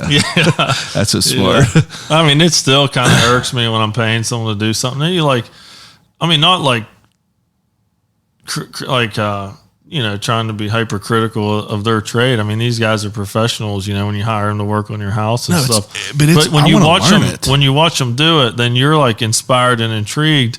100%. And sometimes that's all it takes is to see someone do it once to say, I think next time I'm going to try it. Anytime that I had some shit going on with my AC, first dude who came here, and I told him in the beginning, I was like, listen, dude, I'm not one of them like Karens that's like behind you, like, or you're doing it wrong. I'm just really trying to learn. And I'm the dude asking all these questions, like, what's this little meter you're putting on this line right here? He's like, oh, that's a suction line. And I just want to learn more because it's like, I just never cared to learn in the beginning. Like whenever I was younger, I just did not give a shit. But now it's like, I just want to know how to do it. I would rather want to learn myself and learn how to do it. Yeah. No, I agree fully. I feel like sometimes, am I that old guy? Like, am I going to be that old guy that's like watching somebody work on my house? Like, I just want to make sure you're doing a good job. Like, I don't know. Like, sometimes I feel like I could be like that because I'm pretty anal sometimes with stuff. So I can. I get it. Get it. But at the end of the day, like you're saying, I just want to learn. Yeah. I'm not breathing down your neck to make sure you do a good job, even though it might seem like that. That's why I'm straight up. I'm just like, listen, dude, like if I'm in your bubble, you can tell me to leave, but I'm going to just ask you questions because I want to know. My drain was on the AC was like clogged up. Now I know what to do. If I wasn't down here asking this dude questions Right. and shit like that. He would have did it. I would have signed the paper, gave him the check. He would have been gone. Right. Now the next time this happens, I'm going to have to call the dude again and bring him down. But now I know what to do. I know what to do the first and second steps of it. And if it doesn't work after that, then I call him again. But like, you know, if these are Right. small things that you could do, like I'm not opposed to putting in work to understanding Right. it, you know, Right. and you know, like sanding this table, like redoing this table. Whenever we did moved this? in here, yeah, I redid this. That looks great. I appreciate it, but it's like, you know, we're so spoiled with YouTube. It's Yeah. like anything you want, you could literally just, you know, I mean, it's pretty wild to think about Just that. the internet in general. It's every answer is Right is there. on our phone. Literally I mean, it's right there. right there. And I think I abuse it. I abuse a calculator. I'm like started noticing recently, like I can't spell. I worth- can't add, I can't spell. I question like my multiplication like in my head anymore. I'm like, all right, maybe you should not be so reliant on your phone. But How old are you? I'll be 32 in September. I thought you were older than me. How old are you? I'm 32. I'll be I was 32 in June. Okay. Yeah, it's not different. For some reason, yeah, I don't know. But it's just like a weird world that we're in now as adults, you know, to see how we are, for me to know someone as a kid and for people to know me as a kid, to see where people end up is like fascinating to me now, because like, you know, a lot of the people, it's like, you know, 50 Cent's line. It's like, damn, homie, in high school, you was a man, homie. And it's like some of the people in high school that thought that they were like, you know, that you thought were like the tippy top. It's like, Right.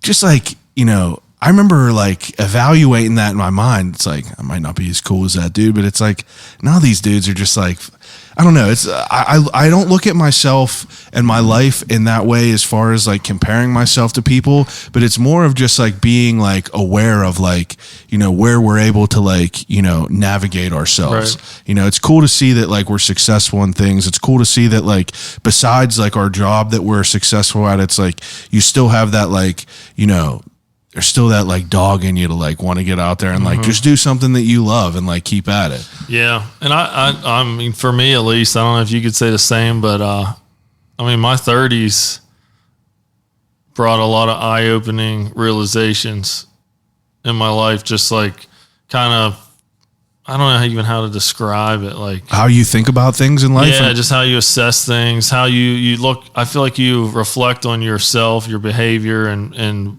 how you were in the past. And it's like, I feel like when you're 30, you're so far removed from when you were high 21. school. Yeah, like high school, 21, like that you're like kind of learning your true self. Who you are. Yeah. 100%. Like I feel like I'm more confident in myself now than I was my entire life. Where million- you could say some people, you'd see, man, that in high school they had it going on. Yeah, but it's like, you know, it's cool that you say that, because it's like, you know, I've felt like that. I've said it on here numerous times. It's like I feel like from whenever I was like 25, 26 on is like really whenever I started to like think about my life in a Right. different way, as far as like, you know, just not like fucking around and skipping class at CCAC Right. and dicking around and like even caring, like, you know, that way. It's just like, you know, the way I like wanted to be as a human being, like Right. as far, you know, as heady as it sounds, is like the man that I wanted to like become.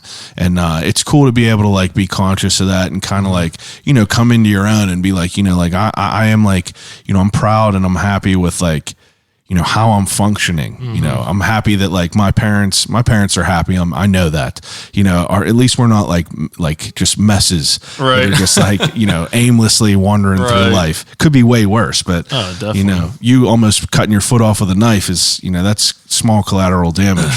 Yeah, going back to that, I mean, that's when I was just like, we talked about, you're like, you know, that was kind of make or break.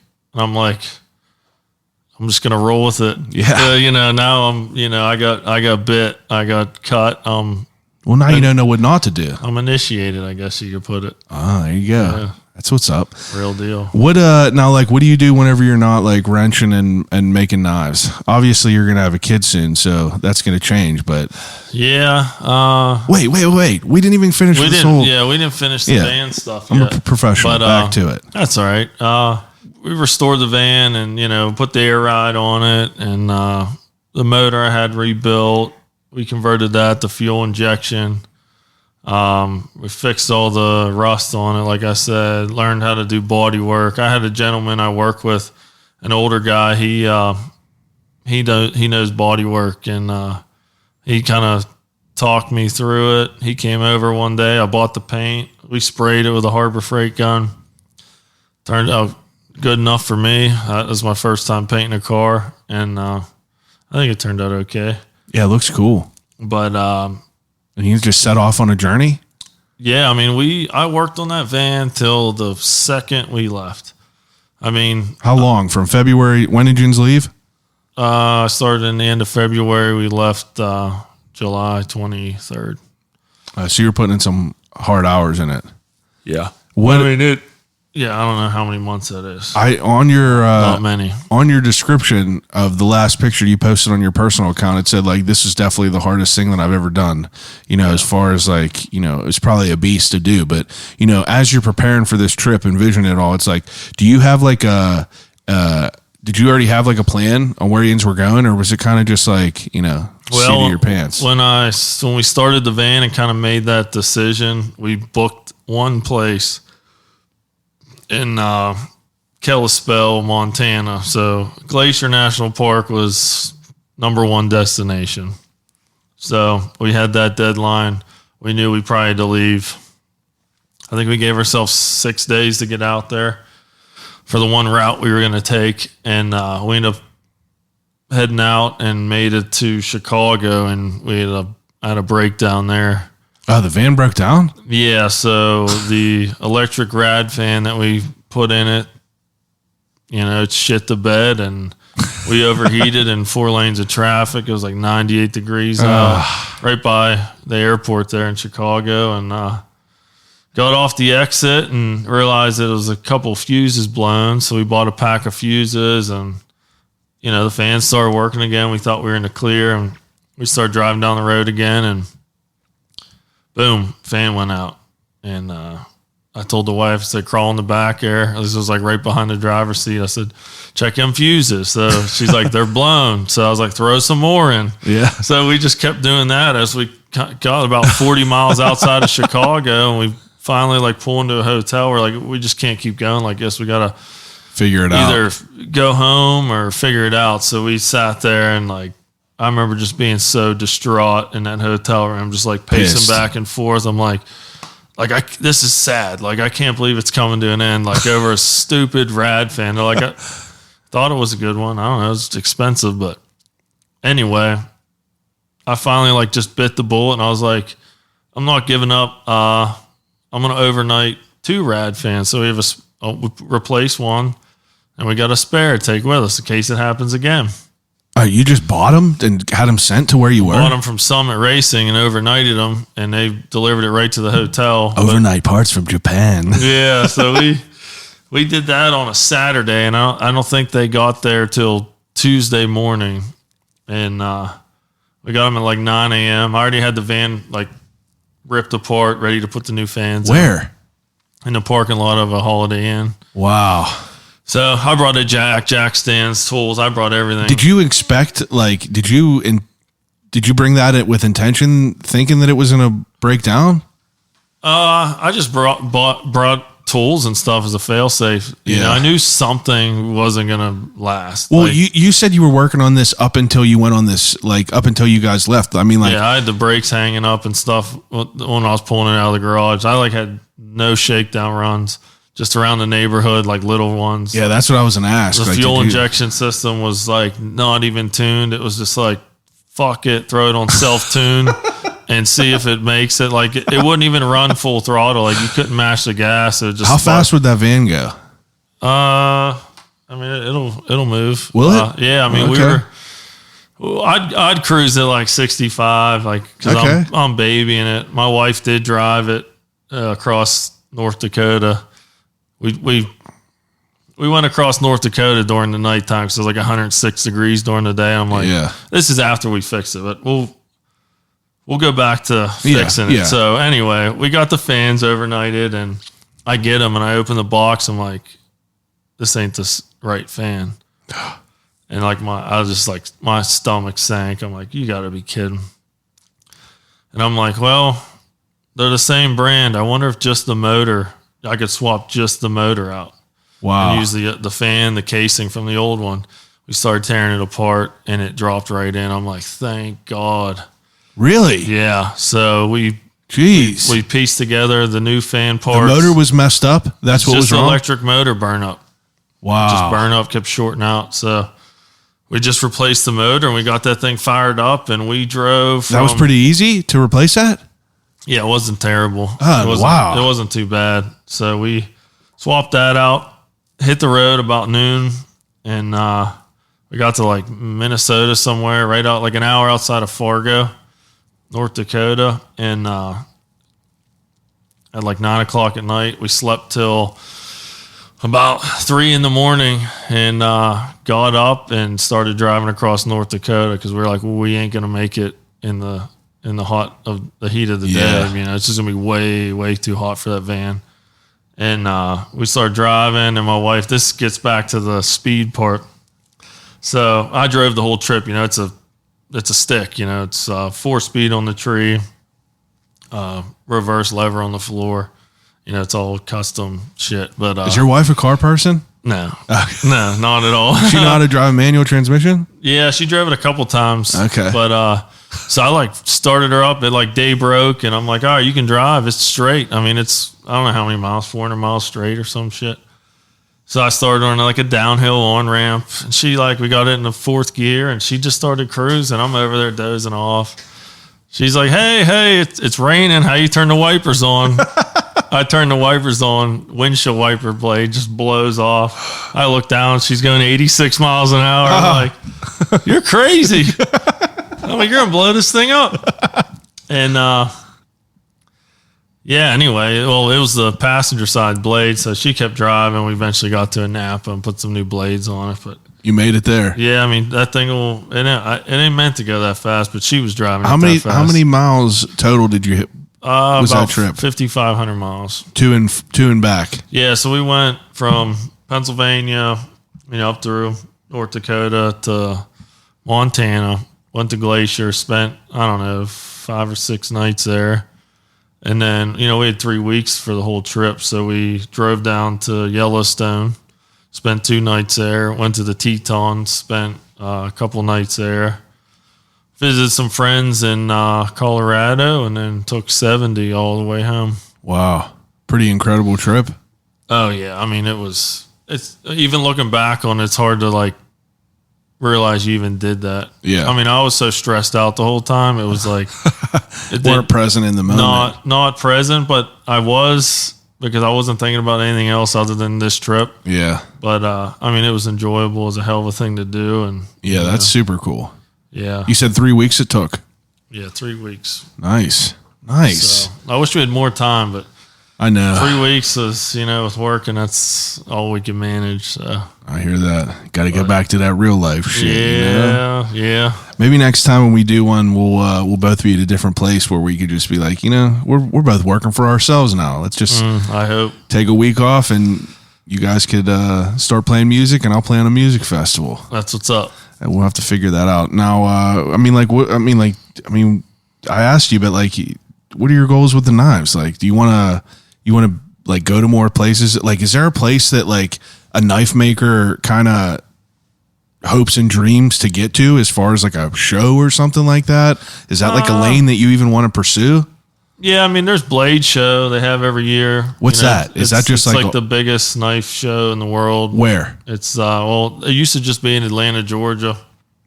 Now they have Blade Show West, and they have another one. Is this I'm trying to get into the knife competitions, cutting 40 water bottles. This is just 1,000 vendors from all over the world that make knives go to this one convention center, and everybody kind of meets and talks, and people buy knives, and I haven't really looked into it, but eventually that's something I'd like to do. But I'd like to have enough following. So I guess essentially I'd like to grow my following, on social media, locally, whatever, nationally. Yeah. to have enough following to like, if I do go to one of these shows, it's like, hey, It's worth there's it. some people that like my work that are going to come check it out, and I might sell them because, like, Yeah. you know, It's worth it. You want it to worth be, I mean, it's all great, the journey, but it's like you want it to be worth it a little bit. It's Yeah. like you're obviously, people are like, oh, yeah, how much is some steel and shit like that? But it's Right. like your hours, all the tools you got Yeah. that are in your garage, that's all. yeah, I feel like that's all often like, looked over. And yeah. that's something that you got to be conscious of as an outsider. But is there anything that you think that I missed, talking about with your knives or your voyages with your wife? I mean, I think we hit. I'm pretty impressed with the Pretty- knives. Thank you. I mean, appreciate it. I try to acknowledge that and like, spread that energy because Yeah. like I don't want to see you stop it. And it I is don't- impressive, dude. I don't think I'll stop. I think it's just something that's just, It's here now. it's here now, here to stay, and I'll just do it as long as I can. If you're having a boy or a girl, We're waiting. it's going to be a Yeah. surprise. Yeah. It's going to be a wild one. Yeah. I mean, that was my wife's decision. I don't really, I'm fine with either or, What's your thoughts about being a father? Are you feel ready for it? I feel Yeah, like maybe I mean, I don't think you ever feel ready. I was just going to say but I mean, as ready as you could be. yeah, I mean, I'm excited. I'm not scared. I don't feel any way. Just excited. It's interesting. Like all my friends are just like, having kids, they have kids. And it's just like, I don't know. Do you feel old? No. I don't really feel old, but it's like, that's the only time I really feel it is whenever I see like my buddy's kid is like, I think he's like 10 or 11 now. And I'm just like, it's weird to see that. Yeah. It's kind of, it's bizarre. It makes me aware Right. of the days. Right. But, all right, let's get to the gauntlet. So the ending segment that I do with everyone is called Desert Island Questions. All right, Desert Island Questions. Whenever I give each guest 3 categories to take with them on a desert island to use until they starve to death and die. First category: 3 movies to watch. So you get to pick 3 DVDs to watch over and over and over again. I'm not much of a movie watcher, but movies that I've watched a lot You would guys be like Joe Dirt, probably, I don't know, one of the Adam Sandler movies. I can't even remember the names. I literally don't watch movies that often. Yeah, that's But, fair. Yeah, I mean, I can watch Joe Dirt over and over. I've done it. I've Yeah. watched all the Adam Sandler movies over and over again. Yeah, Fast and the Furious 1. Oh, I can watch that. Yeah, All day. yeah, all day. All day. Got the special edition over there, Yeah. right there. It just was a 20th anniversary. Was it? Crazy. R.I.P. Paul Walker. Right. Now, are you someone that you don't watch anything at all? Like you're not TV people? No, I mean, That's if I'm good. watching TV, it's Discovery, History. Yeah. Science like Barry Channel. Gold, Treasure. Yeah, I just. You're literally like my dad in a 32-year-old's body. Yeah, I'm just like, I'm old. I love it. I'm like an old man. You're an old soul. That's the Yes. best part Yeah. about it. You're not I wrong like with that. I like the aspect of watching and learning. I do enjoy shows. Like we just started getting into Stranger Things, Oh, yeah. so like Ian's that's in the beginning of it? we're in like season 3 now. So we're getting there. You're getting into the thick of it. You enjoy it? Oh yeah, yeah. And I don't think I don't like movies. I just don't Yeah, you just don't. find the time to do it. That's fair. So, Yeah, because like it'd be preposterous for you to say, yeah, like there's so much good shit out now. Like Yeah. we're like beyond spoiled. Did you ever hear of Alone? yeah, You watch that? I've watched some of it. I don't religiously watch It's it. it's like stuff like that is like, I watch 9 seasons of it, just Yeah. like I'm talking about in like a month, Yeah. like I'll just go off the deep end a little bit, but it's always fascinating to hear what people Yeah, I watch. watched that. I don't know if it's even on anymore. It's called The Last Alaskans. Oh yeah, Chip Hailstone. You already know I know all about it. That's my boy. Yeah. All right. So second category. I usually ask people 3 books to take with them, but Yeah, I'm not a reader either, man. that's all right. That's all right. So what if you were stuck on an island? Like what type of knife would you want? You know what I mean? an island, I'd probably bring some sort of larger chopper. Larger chopper. Yeah. Yeah. That makes sense. You ever think about making axes or anything like that? Yeah, I'd love to. I mean, one thing. It's equipment. Yeah. You know, it's just setting up a press to be able to punch that hole through that drift big through the ass thing. steel, and you know, you could do it by hand, but I never have an extra hand to like for someone to swing the sludge and pound the drift through. Call me Paul Bunyan, baby. Let's get that going. Right. Now, yeah, I feel like a big old chopper like that. Now, are you like a? I mean, I know that whenever we talked before, you said you were wanting to get into hunting. Yeah, I hunted as a child.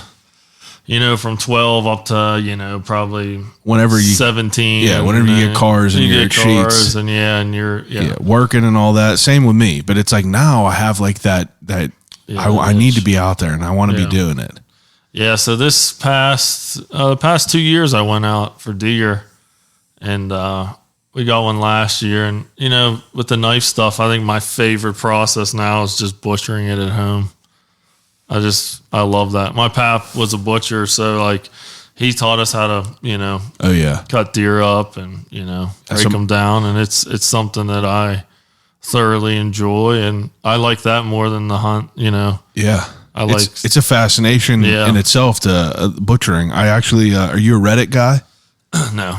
So Reddit is, I mean, like I was never a Reddit guy, but you said you read on forums and shit, like, you know, it's a slippery slope on there because you can follow anything. But I literally just followed a butchering page the other day because like I've become fascinated with like, you know, butchering walleye or like filleting walleye and shit. It's like I just want to know the right way to do everything. Right. It's hard to you know, it's hard to do that. Okay. Definitely. Third category, 3 CDs to take on a desert island. So only 3 CDs in a CD player. Well, I'd probably take Children of Bodom. They got me started on playing guitar. You know, Lexi Leho. You know, he passed a few years ago, and he was a big inspiration of mine for playing guitar. When did you start listening to heavier shit?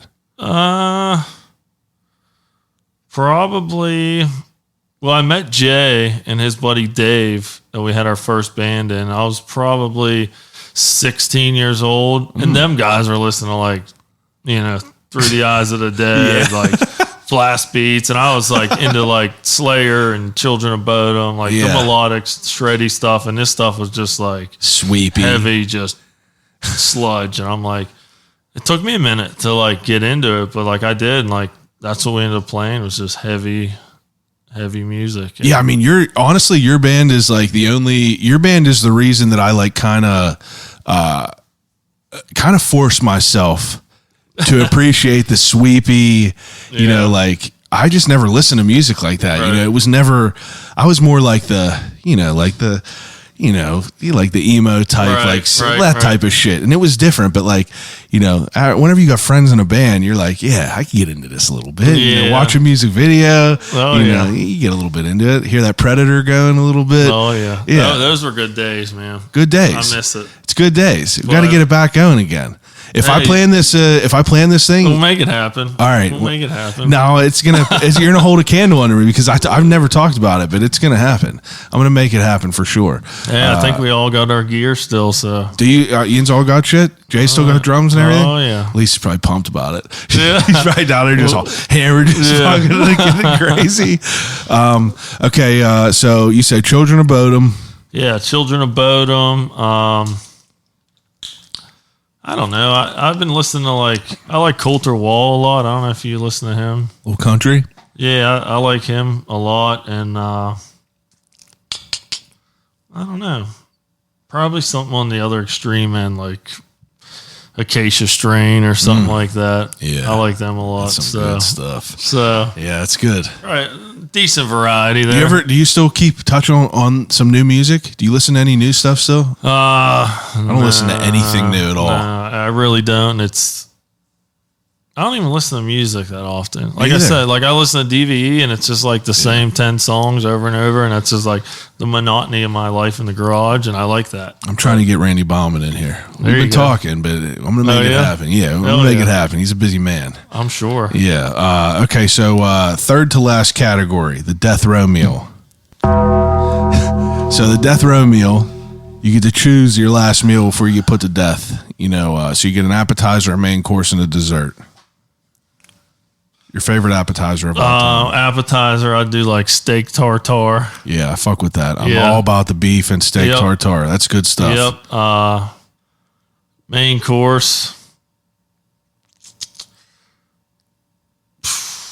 I mean, a good steak sounds good, but I love country fried steak. Wow. So Wow. that's just like a white trash good thing that's meal, in man. there.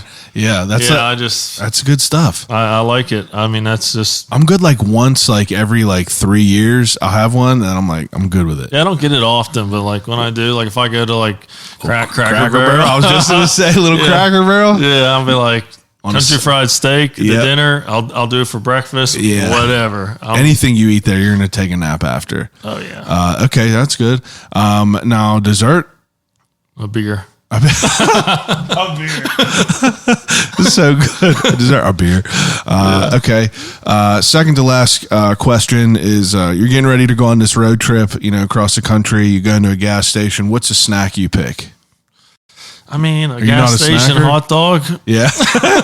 Gas station hot dog in Yeah. a bush. I mean, That's good. as crappy as hot dogs are, there's something good about them. Yeah, nothing wrong with a hot dog. Yeah, I like hot dogs. That's good stuff. Okay, last question. If you could have a conversation with anyone alive or dead, who would it be and why? Well, I've never thought of this question before, but I mean,